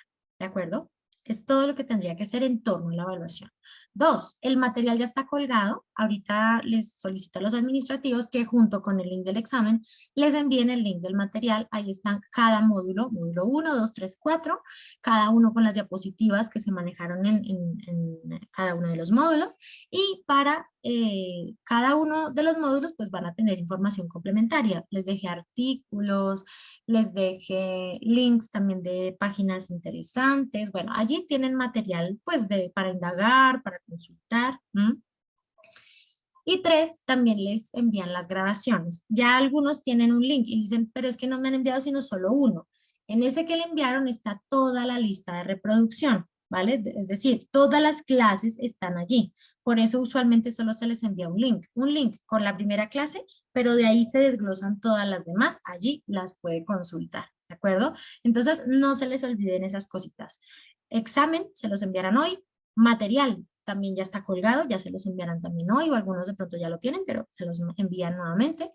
Y los videos también se los envía nuevamente el link en donde encuentran toda la lista de reproducción para que lo puedan evidenciar, ¿de acuerdo? Entendido, mis queridos, que las directrices ya para el cierre de nuestro diplomado. Entendido todo. Listo, muy bien. Entonces, inmediatamente voy a solicitar a los administrativos que les envíen el formulario, lo del material y la lista de reproducción de los videos para que lo puedan estudiar, ¿de acuerdo? Acuérdense que no es como hoy se habilita la evaluación y sí o sí hoy la tiene que hacer, no. Se habilita hoy, pero les dan unas fechas máximas. Entonces, si ustedes tienen ejemplo, hasta el viernes, por favor, trate de hacerlo esta semanita, ¿vale? No le llegue el viernes, que aquí ya son las 11 de la noche o que usted se fue a dormir y se le olvidó y no realizó la evaluación porque después, no sé, y ya no depende de mí, es directamente de los administrativos que les habiliten nuevamente el examen, ¿vale? Pero por favor estén muy atentos allí al WhatsApp, les van a dar la información de los tiempos de presentación de la evaluación. Por lo pronto me despido, fue realmente un placer compartir sobre TCA con todos ustedes, que hayan conocido mucho, ojalá que hayan aprendido un montón, que los anime también para conocer y trabajar sobre este tipo de trastorno. Y nada, nos vemos ojalá en otro espacio. Tengan un feliz resto ya de domingo y bueno, nada, ojalá nos veamos, como les digo, en otro espacio formativo. Vale, muy bien. Un fuerte abrazo para todos. Gracias por su asistencia. No se les olvide, por favor, el tema del examen. Chao, chao y feliz domingo para todos. Chao, Miguel, por allí que lo veo. Fabiola, Alma y Luz, que los veo allí en cámara. Un fuerte abrazo para todos. Nos vemos en otra oportunidad. Chao, chao.